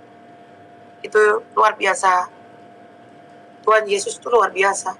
Jadi kalau mukjizat Tuhan itu aku banyak alami waktu di hutan. Aku suka jalan manusia itu, orang-orang Papua yang buta, yang sakit paru-paru ya, udah hampir pada mau meninggal ya, sudah nggak bisa bangun dari tempat tidur, tinggal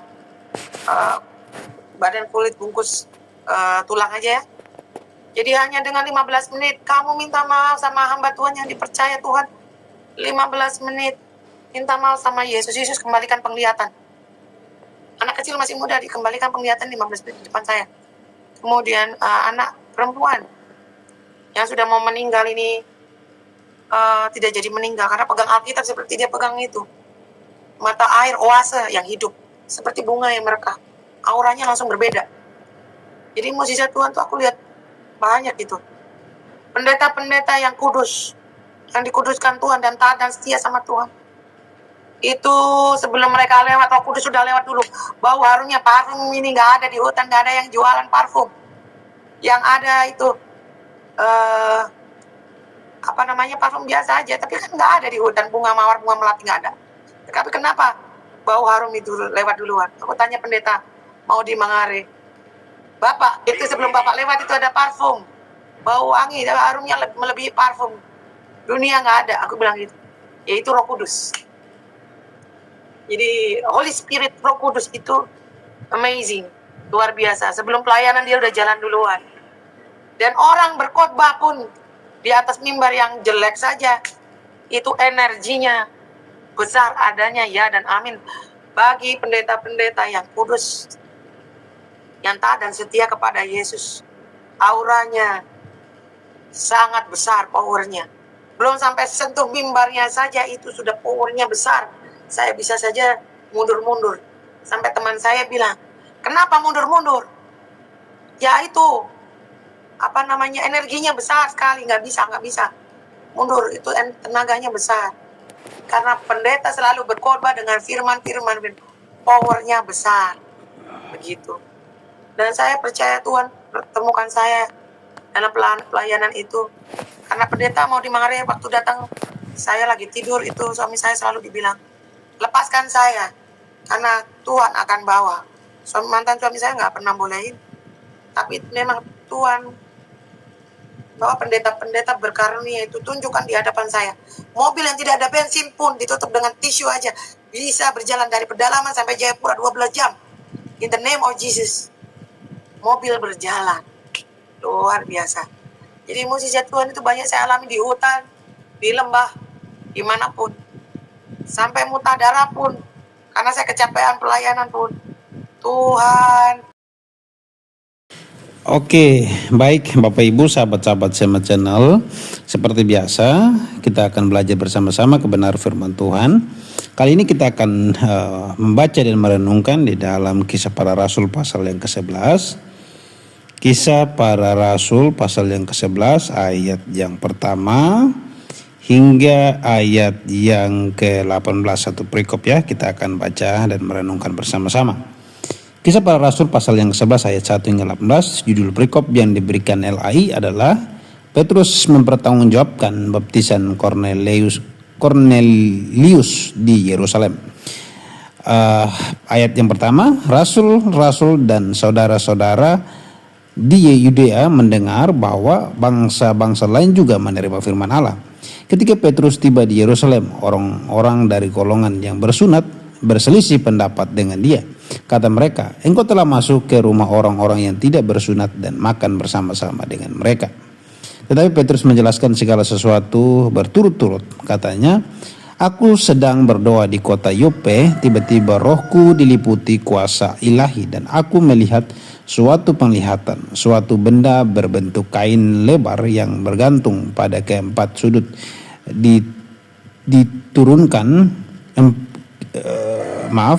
suatu benda berbentuk kain lebar yang bergantung pada keempat sudutnya diturunkan dari langit sampai di depanku. Ayat yang ke-6, aku menatapnya dan di dalamnya aku melihat segala jenis binatang berkaki empat dan binatang liar dan binatang menjalar dan burung-burung. Lalu aku mendengar suara berkata kepadaku, bangunlah hai Petrus, sembelihlah dan makanlah. Tetapi aku berkata, tidak Tuhan, tidak, sebab belum pernah sesuatu yang haram yang tidak tahir masuk ke dalam mulutku. Akan tetapi untuk kedua kalinya suara dari surga berkata kepadaku, apa yang dinyatakan halal oleh Allah tidak boleh engkau nyatakan haram. Hal itu terjadi sampai 3 kali, lalu semuanya ditarik kembali ke langit. Dan seketika itu juga 3 orang berdiri di depan rumah di mana kami menumpang. Mereka diutus kepadaku dari Kaisarea. Lalu kata roh kepadaku, pergi bersama mereka dengan tidak bimbang. Dan ke-6 saudara ini menyertai aku. Kami masuk ke dalam rumah orang itu. Dan ia menceritakan kepada kami bagaimana ia melihat seorang malaikat berdiri di depan rumahnya dan berkata kepadanya, suruhlah orang ke Yope untuk menjemput Simon yang disebut Petrus. Ia akan menyampaikan suatu berita kepada kamu yang akan mendatangkan keselamatan bagimu dan bagi seluruh isi rumahmu. Dan ketika aku mulai berbicara, turunlah Roh Kudus ke atas mereka sama seperti dahulu ke atas kita. Maka teringatlah aku akan perkataan Tuhan. Yohanes membaptis dengan air, tetapi kamu akan dibaptis dengan Roh Kudus. Jadi jika Allah memberikan karunia kepada mereka sama seperti kepada kita pada waktu kita mulai percaya kepada Yesus Kristus, bagaimanakah mungkin aku mencegah dia? Ketika mereka mendengar hal itu, mereka menjadi tenang lalu memuliakan Allah. Katanya, jadi kepada bangsa-bangsa lain juga Allah mengaruniakan pertobatan yang memimpin kepada hidup. Baik, Bapak Ibu, sahabat-sahabat Sema Channel, demikian pembacaan kita.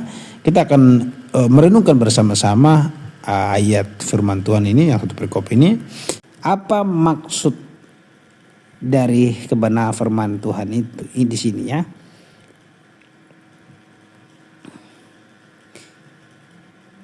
Jadi di sini Bapak Ibu, sahabat-sahabat Sema Channel, dalam ayat yang pertama di sana kita sudah melihat jelas bahwa rasul-rasul dan saudara-saudara Yudea mendengar bahwa bangsa-bangsa lain juga menerima firman Allah. Jadi ada sebuah paham yang dimana mereka tidak mau memberitakan Injil kepada bangsa-bangsa lain yang bukan bangsa Israel seperti itu ya, di luar itu. Sehingga ketika Petrus dipimpin oleh Roh Kudus untuk menyampaikan Injil kepada Cornelius, bahkan sampai dia menerima Injil itu, maka ini menjadi sebuah persoalan di kalangan orang-orang percaya pada waktu itu. Nah, dalam pasal ini kita akan temui di mana pembelaan Petrus ya. Pembelaan yang harus disampaikan Petrus karena tindakannya menerima Cornelius dan teman-temannya sebagai anggota jemaat. Saudara-saudaranya mencegah dia dan akhirnya menyetujui tindakannya. kalau kita baca tadi ya. Nah yang kedua, keberhasilan pemberitaan Injil di Antioquia dan wilayah sekitarnya. Dan di dalam ayat ini juga pekerjaan yang baik bermula dari Antioquia dilanjutkan pertama-tama melalui pelayanan Barnabas, dan setelah itu Paulus bersama-sama dengan dia untuk pertama kalinya sebutan Kristen diberikan kepada murid-muridnya di sana dan kemudian terus dipakai. Kita bisa baca dalam Kisah Para Rasul pasal 11 ayat 22 sampai 26. Nah, yang keempat, ini nubuatan mengenai datangnya masa kelaparan dan sumbangan orang-orang bukan Yahudi yang telah dipertobatkan untuk menolong orang-orang kudus yang miskin di Yudea pada masa kelaparan. Kalau kita baca ayat seterusnya ya. Namun di sini kita akan fokus di dalam Kisah Para Rasul pasal yang ke-11 ayat 1 sampai 18. Ini bentuk pembelaan Petrus ya. Di sini kita melihat bahwa pemberitaan Injil kepada Kornelius merupakan suatu hal yang kita para pendosa yang hina dan bukan orang Yahudi ini patut merenungkan dengan sukacita dan rasa syukur yang sangat besar. Sebab apa? Peristiwa itu menyangkut terang yang dibawa kepada kita yang berdiam dalam kegelapan. Karena peristiwa itu sangat mengejutkan bagi orang-orang Yahudi, baik yang percaya maupun yang tidak percaya. Pantaslah untuk mengetahui bagaimana peristiwa itu bisa diterima orang Yahudi dan apa komentar mereka tentang hal itu. Di sini kita akan melihat bahwa yang pertama, kabar itu segera tersiar sampai kepada jemaat di Yerusalem dan daerah sekitarnya. Kaisarea tidak begitu jauh dari Yerusalem sehingga mungkin mereka langsung mendengar berita itu. Mungkin mereka langsung mendengar berita itu. Orang yang menyiarkan kabar itu sebagian dengan maksud baik, sedangkan yang lain dengan maksud jahat. Dengan begitu, sebelum Petrus sendiri kembali ke Yerusalem, rasul-rasul dan saudara-saudara yang ada di sana serta yang di Yudea mendengar bahwa bangsa-bangsa lain juga menerima firman Allah. Firman Allah di sini maksudnya ialah Injil Kristus, yang bukan hanya salah satu dari firman yang diucapkan Allah, melainkan firman Allah itu sendiri. Karena Injil Kristus adalah rangkuman dan pusat seluruh pewahyuan ilahi.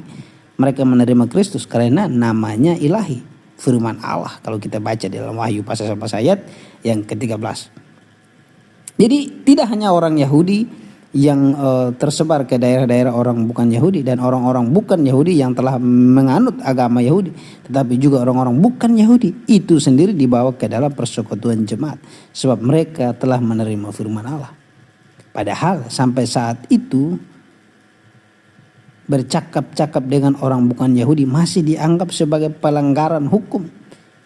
Ini artinya firman Allah telah diberitakan kepada orang-orang yang bukan Yahudi yang merupakan suatu kehormatan bagi mereka melebihi yang diperkirakan oleh orang-orang Yahudi. Namun yang heran, mengapa ini harus menjadi hal yang aneh bagi orang-orang yang mendapatkan sendiri amanat untuk memberitakan Injil kepada segala makhluk. Walaupun begitu, memang sering orang berprasangka gara-gara sombong dan menganggap diri sendiri paling benar sehingga menentang berbagai pengungkapan yang sangat jelas akan kebenaran ilahi. Padahal kalau kita baca di dalam ayat-ayat sebelumnya di dalam Injil itu, Tuhan Yesus memerintahkan mereka untuk pergi memberitakan Injil kepada segala bangsa, suku. Tapi di sini mereka mulai terjadi pergolakan besar ya. Sehingga menjadi perdebatan di antara para pemberita Injil atau orang-orang percaya pada waktu itu. Jadi firman Allah diterima dan diakui orang-orang bukan Yahudi dan menimbulkan pengaruh bagi mereka yang lebih besar daripada yang diperkirakan orang-orang Yahudi. Angkanya selama ini orang-orang Yahudi itu berpendapat bahwa tidak ada gunanya Injil diberitakan kepada orang-orang bukan Yahudi. Ini karena begitu banyak bukti-bukti Injil yang digenapi dari perjanjian lama, sedangkan orang-orang bukan Yahudi itu tidak menerima perjanjian lama. Orang Yahudi menganggap orang bukan Yahudi tidak peduli pada agama. Dan kemungkinan besar mereka juga tidak akan bisa dipengaruhi oleh agama. Oleh karena itu mereka terkejut ketika mendengar bahwa orang bukan Yahudi telah menerima firman Allah. Perhatikan, kita terlalu mudah berputus asa sebelum mencoba berbuat baik kepada orang-orang yang ternyata mudah diajar. ketika kita melakukannya. Kita perhatikan di sini bahwa orang-orang Yahudi yang percaya menentang hal itu. Ketika Petrus tiba di Yerusalem, orang-orang dari golongan yang bersunat, yaitu orang-orang Yahudi yang telah dipertobatkan dan masih memelihara pentingnya sunat, berselisih pendapat dengan dia. Mereka mengecam perbuatan Petrus yang telah masuk ke rumah orang-orang yang tidak bersunat dan makan bersama-sama dengan mereka.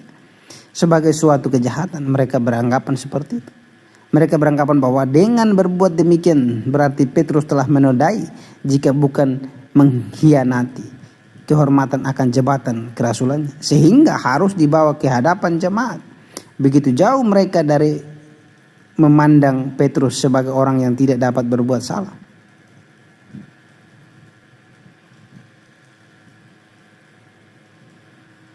Atau sebagai pemimpin tertinggi dari jemaat, di mana semua harus memberikan pertanggungjawaban kepada dia, sementara ia tidak perlu bertanggung jawab kepada siapapun. Perhatikan betapa celaka dan rusaknya gereja jika ia hanya menguasai gereja itu sendiri dan mengucilkan orang lain yang tidak sama dengan mereka dalam segala hal dari gereja dan manfaat sarana anugerah Allah. Ada jiwa-jiwa yang dangkal yang mengejar kekayaan gereja, seperti halnya ada orang-orang yang ingin mengumpulkan kekayaan dunia dan ingin tinggal sendiri di dalam negeri. Orang-orang ini berpikir seperti Yunus yang dalam rasa iri merasa marah karena orang Niniwe menerima firman Allah dan masih juga membenarkan diri dengan tindakan tersebut. Para pelayan Kristus tidak boleh menganggap aneh jika mereka dihakimi dan didebat, bukan hanya oleh musuh yang terang-terangan menyatakan diri, melainkan juga oleh orang-orang yang menyatakan diri sebagai teman mereka. Mereka dihakimi dan didebat bukan hanya karena kebodohan dan kejahatan mereka, tetapi karena perbuatan baik yang mereka lakukan dengan sempurna dan tepat pada waktunya. Walaupun begitu, jika kita telah membuktikan bahwa pekerjaan kita benar, maka kita dapat bersukacita seperti Petrus. Tak peduli apapun yang dikatakan oleh saudara-saudara kita. Barang siapa melayani Kristus dengan menyala-nyala dan berani, harus siap diri bahwa ia akan dihakimi oleh mereka yang dianggap pura-pura beralasan waspada, bersikap dingin dan tidak peduli. Orang yang penuh simpati, murah hati dan suka memberi sedekah harus sudah menduga bahwa ia akan dihakimi oleh karena apa? Yang congkak dan ketat dalam hal peraturan yang berkata, menjauhlah nanti engkau menjadi kudus oleh. Kalau kita baca terjemahan yang lain, mereka harus menjauh dari orang-orang yang bukan Yahudi. Nah, ini adalah sebuah pemahaman orang-orang Yahudi yang sudah percaya tapi masih menegakkan tradisi-tradisi. Petrus memberikan penjelasan. Di sini kita melihat bahwa dengan tekanan Petrus memberikan penjelasan yang lengkap dan memadai tentang persoalan itu. Ia tidak menambah lagi pernyataan untuk membela diri atau meminta maaf untuk memuaskan hati mereka. Sebaliknya Petrus menjelaskan segala sesuatu berturut-turut dan memberikan mereka sindir yang menilai apakah ia telah berbuat keliru. Sebab semua itu jelas tampak sebagai pekerjaan Allah sendiri, bukan pekerjaannya. Petrus beranggapan bahwa sudah semestinya jika mereka memahami persoalan sebenarnya, maka mereka tidak akan menentang dia dan justru memuji dia. Ia adalah suatu alasan yang bagus mengapa kita harus bersikap tenang dan menahan diri ketika sedang dihakimi. Sebab jika kita mengerti benar apa yang begitu giat kita kerjakan, maka kita juga sudah bisa melihat akibat apa yang akan muncul. Ketika kita melihat orang lain melakukan sesuatu yang tampak mencurigakan, maka alih-alih menentang mereka, sebaliknya kita bertanya kepada mereka apa alasannya mereka berbuat demikian. Apabila kita sempat bertanya, maka kita harus menduga-duga alasannya yang terbaik mengenai hal itu dan tidak menghakimi sebelum waktunya.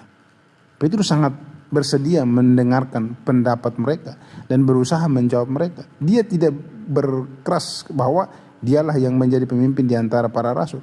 Pikirannya jauh dari anggapan bahwa ia memiliki kekuasaan semacam itu, seperti yang dikatakan oleh mereka yang mengaku-ngaku sebagai penerusnya. Ia juga tidak menganggap bahwa sudah cukup hanya dengan mengatakan kepada mereka bahwa ia sudah puas dengan dasar yang dipakainya, sehingga mereka tidak perlu mempersoalkan hal itu. Namun ia siap memberi pertanggungjawaban tentang pengharapan yang ada padanya mengenai orang-orang bukan Yahudi itu, dan mengapa ia telah berbalik dari pendirian yang sebelumnya sebagai orang bersunat yang tadinya sama dengan pendirian mereka. Kita memiliki kewajiban baik terhadap diri sendiri maupun terhadap saudara-saudara kita untuk menjelaskan tindakan kita di dalam terang yang benar, yang pada mulanya kelihatan jahat dan menyinggung hati orang lain, supaya kita bisa menyingkirkan batu sandungan dari jalan saudara-saudara kita itu. Mari sekarang kita melihat apa yang disampaikan Petrus untuk membela diri. Yang pertama, bahwa ia telah mendapat perintah melalui sebuah penglihatan supaya tidak lagi membeda-bedakan seperti yang telah dibuat oleh hukum Taurat yang sifatnya upacara atau lahiriah saja. Ia menceritakan penglihatan itu seperti yang telah kita ketahui sebelumnya. Sementara di dalam pasal 10 dikatakan bahwa kain itu diturunkan ke tanah. Di sini ia mengatakan bahwa kain itu sampai di depannya. Hal ini menyiratkan bahwa penglihatan tersebut merupakan petunjuk yang secara khusus ditujukan kepadanya. Maka dari itu kita harus melihat semua wahyu dari Allah yang ditunjukkannya di hadapan anak-anak manusia dan sampai kepada kita perlu selanjutnya diterapkan dengan iman pada diri kita sendiri. Hal lain yang ditambahkan di sini ialah ketika kain itu sampai di depannya, Petrus menatapnya dan memperhatikannya. Jika kita diberitahu tentang perkara-perkara ilahi, maka kita harus mengarahkan pikiran kepada hal-hal itu dan memperhatikannya. Petrus memberitahu orang-orang Yahudi itu tentang perintah yang telah diterimanya supaya apa? Memakan segala macam daging tanpa membeda-bedakan dan tidak mempertanyakan hati nurani. Tampaknya sesudah datang air bah, barulah manusia diperbolehkan makan daging. Kemudian izin itu dibatasi oleh hukum Taurat. Namun sekarang semua pembatasan itu sudah dicabut dan manusia dibebaskan untuk makan segala daging. Bukanlah kehendak Kristus untuk mencegah kita menggunakan segala penghiburan yang dapat diperoleh dari segala makhluk ciptaan dengan hukum apapun selain dengan hukum penguasaan diri. Juga ia menghendaki kita untuk apa? Lebih mengutamakan makanan yang membawa kita kepada kehidupan kekal daripada makanan yang membinasakan hidup. Petrus berkata bahwa tadinya ia juga seperti mereka dalam bersikap antipati bergaul dengan orang-orang bukan Yahudi atau memakan makanan mereka. Dan karena itu ia tidak mau ketika diberi kebebasan untuk bertindak sebaliknya. Tidak, Tuhan tidak. Sebab belum pernah sesuatu yang haram yang tidak terakhir masuk ke dalam mulutku. Petrus sempat menolak hal-hal yang itu. Di dalam Kisah Para Rasul pasal 11 ayat yang ke-8. Namun dari surga ia diberitahu bahwa peraturan mengenai hal itu sudah diubah. Dan Allah sudah menahirkan orang-orang bukan Yahudi serta berbagai hal yang tadinya tercemar itu. Dan karena itu ia tidak boleh lagi menyebut mereka haram atau menganggap mereka tidak layak untuk berbaur dengan orang-orang bersunat yang istimewa ini. Dengan demikian ia tidak bisa dipersalahkan karena berubah pikiran. Sebab Allah lah yang telah mengubah pokok permasalahannya. Dalam perkara-perkara semacam ini kita harus bertindak sesuai dengan terang yang kita miliki sekarang ini. Namun kita tidak boleh berpegang terlalu kuat pada pandangan kita tentang hal itu sehingga menjadi berprasangka terhadap pengungkapan-pengungkapan baru. Karena mungkin persoalan itu bisa berubah menjadi sebaliknya atau tampak sebaliknya. Mungkin Allah juga akan menyatakan kepada kita selain itu supaya mereka yakni bahwa ia tidak tertipu. Supaya apa? Mereka yakin bahwa mereka tidak tertipu. Petrus memberitahu mereka bahwa penglihatan itu terjadi sampai 3 kali. Perintah yang sama yaitu untuk menyembelih dan memakan, dan alasan yang sama yaitu bahwa apa yang telah dinyatakan tahir oleh Allah tidak boleh disebut haram. Diulangi untuk kedua kali, ketiga kalinya dan ketiga kalinya. Dan untuk menegaskan lebih jauh kepadanya bahwa itu adalah penglihatan ilahi. Hal-hal yang dilihatnya itu tidak hilang begitu saja, tetapi semuanya ditarik kembali ke langit, yaitu dari mana mereka turun. Jadi di sini kita melihat bahwa ia mendapat tuntunan khusus dari Roh Kudus untuk ikut dengan para utusan yang disuruh oleh Cornelius, supaya jelas bahwa penglihatan itu dimaksud untuk meyakinkan tentang hal itu. Petrus menjelaskan kepada mereka, kepada para utusan itu datang, yaitu segera sesudah ia mendapat penglihatan itu, juga supaya jangan sampai hal itu pun tidak cukup untuk meyakinkan dia. Roh Kudus menyuruh dia pergi bersama mereka, yaitu utusan dari Kaisarea itu, dengan tidak bimbang. Meskipun orang-orang yang hendak didatangi dan yang berangkat bersamanya itu bukan orang Yahudi, ia tidak boleh ragu pergi bersama mereka. Bahwa ia mengajak beberapa orang saudara seiman untuk pergi bersamanya, yaitu dari golongan bersunat, supaya mereka bisa meyakinkan seperti dirinya. Orang-orang ini dibawa dari Yope supaya bersaksi baginya terhadap kecaman yang akan diterima, karena ia sudah memperkirakan bahwa ia akan mendapat kecaman mengenai hal itu. Petrus tidak bertindak secara sembarangan, tetapi dengan cermat. Ia tidak bertindak secara gegabah, tetapi dengan tujuan yang jelas. Bahwa Cornelius juga mendapat penglihatan, dan berdasarkan penglihatan ia dituntun untuk menyuruh orang pergi kepada Petrus. Kalau kita baca dalam Kisah Para Rasul pasal 11 ayat 13, ia menceritakan kepada kami bagaimana ia melihat seorang malaikat berdiri di dalam rumahnya, yang berkata kepadanya, suruhlah orang ke Yope untuk menjemput Simon yang disebut Petrus. Perhatikan, alangkah baiknya jika orang-orang yang memiliki persekutuan dengan Allah dan terus berhubungan dengan surga saling membandingkan pengalaman mereka serta membicarakan satu sama lain. Dengan demikian mereka dapat saling menguatkan iman. Melalui penglihatan Cornelius, Petrus menjadi lebih yakin bahwa penglihatannya memang benar. Sedangkan Cornelius diteguhkan oleh penglihatan Petrus. Dalam pasal ini ada tambahan mengenai apa yang dikatakan malaikat kepada Cornelius sebelum disebutkan bahwa suruhlah orang untuk menjemput Petrus. Ditambahkan, dan ia akan memberitahu kamu mengenai apa yang harus kamu lakukan. Tetapi di sini dikatakan ia akan menyampaikan suatu berita kepada kamu yang akan mendatangkan keselamatan bagimu dan bagi seluruh isi rumahmu. Dan karena itu sangatlah penting bagimu dan sangat besar manfaatnya untukmu jika kamu menyuruh orang pergi kepadanya. Perhatikan, perkataan Injil adalah perkataan yang sanggup menyelamatkan kita secara kekal, bukan hanya dengan mendengar dan membaca, melainkan dengan percaya dan menaatinya. Perkataan Injil membentangkan keselamatan di hadapan kita dan menunjukkan kepada kita apa keselamatan itu. Perkataan Injil membuka jalan keselamatan bagi kita. Apabila kita mengikuti cara yang digambarkan kepada kita, maka kita pasti akan selamat dari murka Allah dan kutuk, serta akan bahagia selama-lamanya. Barang siapa yang menerima Injil Kristus, keluarganya juga akan mendapatkan keselamatan yang dibawa oleh Injil itu. Keselamatan akan datang bagimu dan bagi seluruh isi rumahmu.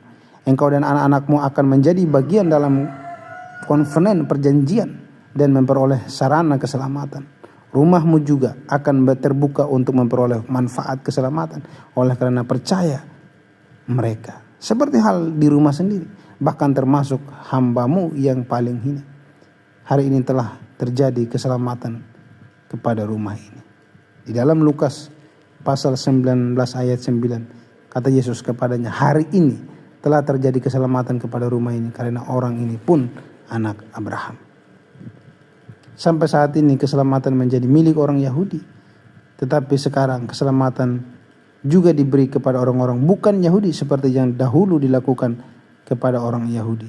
Janji hak istimewa dan sarana keselamatan itu disampaikan kepada semua bangsa dengan limpahnya dan seutuhnya, sesuai dengan seluruh tujuan dan maksud seperti yang selama ini ditujukan bagi bangsa Yahudi.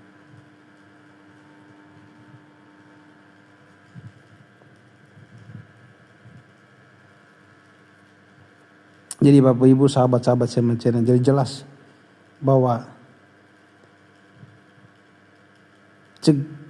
di gereja mula-mula menghadapi tantangan yang berat. Jadi di sini Petrus mencoba mencegah perpecahan dalam gereja. Kali ini Petrus diperhadapkan dengan tuduhan melakukan tindakan semena-mena dan merasa dirinya paling benar. Sebagai seorang pemimpin, tentunya Petrus berhak menentukan strategi dan rencana baru. Seperti kita ketika dia mengusulkan mencari pengganti Yudas.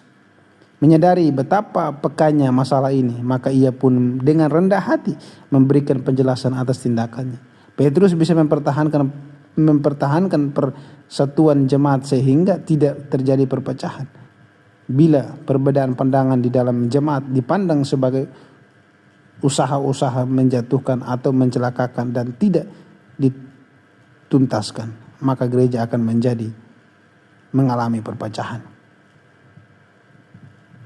Maka dia mempertahankan persatuan gereja. Secara kronologis Petrus menceritakan 4 tahap wahyu ilahi yang ia dapatkan sebelum perbedaan ras dikikis habis. Pertama, mendapatkan penglihatan ilahi. Yang kedua, menerima penglihatan ilahi. Yang ketiga, melihat adanya persiapan ilahi. Dan keempat, Petrus menyaksikan Allah sendiri yang bertindak. Semua tahapan ilahi itu mendemonstrasikan secara meyakinkan bahwa Allah menerima orang kafir untuk masuk ke dalam komunitas Kristen. Jemaat di Yerusalem akhirnya menerima penjelasan Petrus dan memuliakan Allah. Kritikan berhenti, penyembahan dimulai, dan keutuhan gereja pun dipertahankan. Jadi di sini kita melihat Tuhan tidak pernah membangun tembok. Allah tidak membeda-bedakan orang. Perhatikan, dan cinta kasihnya tidak bisa dibatasi hanya di wilayah tertentu. Rahmat dan anugerahnya tidak dicurahkan hanya kepada tokoh tertentu, suku tertentu, gender tertentu, atau budaya tertentu saja. Oleh sebab itu Allah tidak boleh dibatasi karyanya di kawasan orang Yahudi. Dengan perkataan lain, Allah tidak membangun tembok, tetapi Allah justru membangun jembatan. Di dalam Kristus Allah meninggalkan surga dan masuk ke dalam dunia, bahkan menjadi manusia dan berkomunikasi dengan manusia. Allah juga solider dengan manusia sampai kepada penderitaan manusia yang paling dalam, yaitu kematian. Peristiwa salib bisa dipahami orang yang sangat sederhana maupun orang yang paling jenius. Jalan kehidupan Yesus mengatasi jalan-jalan politik, jalan ekonomi, jalan perdamaian, dan seterusnya yang sedang dirintis oleh manusia. Kesetiaan yang dibangun umatnya mengatasi kesetiaan terhadap bangsa, mengatasi fanatisme suku atau budaya. Dalam dunia yang penuh dengan pertentangan dan krisis, dan bahkan ketika primordialisme tumbuh subur, kekristenan harus merangkul dan membangun jembatan-jembatan komunikasi Injil ke kerajaan Allah dalam kabar baik yang harus disampaikan dengan berpedoman kepada Yesus. Fanatisme atau eksklusivisme bertentangan dengan nilai-nilai Kristiani. Memeluk Kristus erat-erat dan merasa diri selamat sementara melihat orang lain dengan penuh kecurigaan sangat bertentangan dengan semangat Yesus atau jiwa inkarnasi. Jangan kita memeluk erat-erat dan merasa kita paling benar, merasa diri kita diselamatkan sementara orang lain kita memandang curiga. Ini sangat bertentangan dengan semangat Yesus dalam berinkarnasinya untuk menyelamatkan semua orang yang mau percaya kepadanya. Bukan saatnya menghindari orang lain, tetapi inilah saatnya merangkul orang lain dalam semangat persaudaraan dan sangat cinta kasih. Jadi kita dengan semangat persaudaraan dan semangat cinta kasih, sebab Yesus bukan memiliki milik kita saja, tetapi Yesus adalah milik semua orang.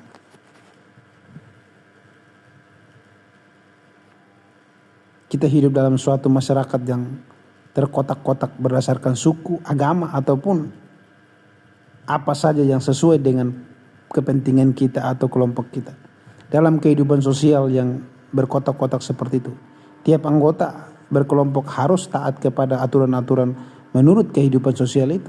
Pola kehidupan seperti inilah yang terjadi di zaman jemaat perdana, di mana orang bersunat dan orang yang tidak bersunat dilarang berinteraksi di luar kelompoknya. Petrus dianggap telah menyalahi aturan tersebut ketika ia pergi hidup dan tinggal serta melakukan pelayanan di antara kelompok tak bersunat. Sebagai jemaat Yahudi yang adalah kelompok bersunat mempersalahkan Petrus atas perbuatan itu karena telah melanggar aturan sosial di kalangan jemaat perdana. Petrus yang ingin mempertanggungjawabkan pelayanan kepada mereka menyatakan bahwa pelayanan itu terjadi bukan karena keinginannya, melainkan terjadi karena apa? Pekerjaan Roh Kudus. Paulus menceritakan penceritaan ulang Petrus tentang apa yang terjadi, menegaskan peran Roh Kudus dalam mengubah pandangan yang sudah terkotak-kotak dan kaku tersebut. Juga mengubah hati mereka yang terbelenggu tradisi menjadi hati yang hangat dan penuh kasih melihat pertobatan-pertobatan baru. Tak peduli apa latar belakang mereka, Petrus tak sendirian karena ada rekan-rekan bersunat yang menjadi saksi pekerjaan Roh Kudus yang membatasi orang-orang tidak bersunat itu. Pekerjaan kemuliaan yang dikerjakan. Jadi di sini pekerjaan memulihkan relasi antara manusia adalah pekerjaan yang tidak mudah, kalau tidak dapat dikatakan mustahil. Namun kisah para rasul mengajarkan kita bahwa pemulihan itu adalah pekerjaan Roh Kudus di dalam gereja dan di dunia ini. Pekerjaan itu dimulai dengan apa? Pemulihan relasi manusia dengan Tuhan lewat pertobatan dan lahir baru. Kemudian dilanjutkan dengan penerimaan ke dalam lingkup persaudaraan seiman di dalam gereja. Tugas gereja dan tugas kita adalah menerima tanpa membeda-bedakan. Ingat, kita pun diterima Tuhan apa adanya.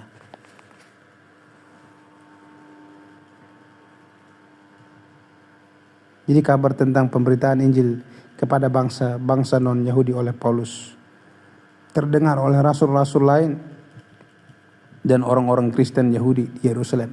Sebagai orang-orang yang menganggap dirinya umat pilihan Allah, mereka tidak bisa mengerti bagaimana firman Allah juga sampai kepada bangsa lain.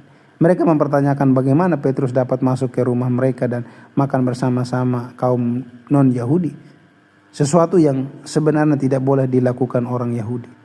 Lalu Petrus menceritakan penglihatan yang sudah dialami di Yope. Dari kisah ini kita diajak untuk memahami beberapa hal. Pertama, Allah adalah kasih. Itu sebabnya ia selalu bertindak adil. Keselamatan bukan hanya bagi orang-orang tertentu saja, melainkan untuk semua yang mau dipanggil dan percaya. Tuhan menghendaki kita melaksanakan tugas panggilan kita tanpa membedakan suku, bangsa, latar belakang budaya, ataupun status sosial orang-orang yang mau kita layani. Kedua, tindakan Allah dinyatakan melalui visi atau penglihatan. Untuk dapat mengerti maksud dan rencananya, Allah kerap kali memberikan penglihatan kepada hamba-hambanya. Hari ini kita memiliki Alkitab yang lengkap, maka dengan membacanya dan berdoa, kita bisa beroleh visi yang jelas bagi arah dan tujuan pelayanan kita. Ketiga, Roh Kudus bekerja di dalam diri Kornelius dan yang meyakinkan dia untuk percaya. Ini berarti bahwa Roh Kudus yang peran dalam segala sesuatu. Kita hanyalah alat yang dipakai Allah bagi kemuliaannya. Kita memohon agar Roh Kudus senantiasa mendampingi dan memberi kemampuan kepada kita dalam tugas panggilan kita selaku anak-anak Allah. Amin. Buat firman Tuhan Yesus memberkati kita.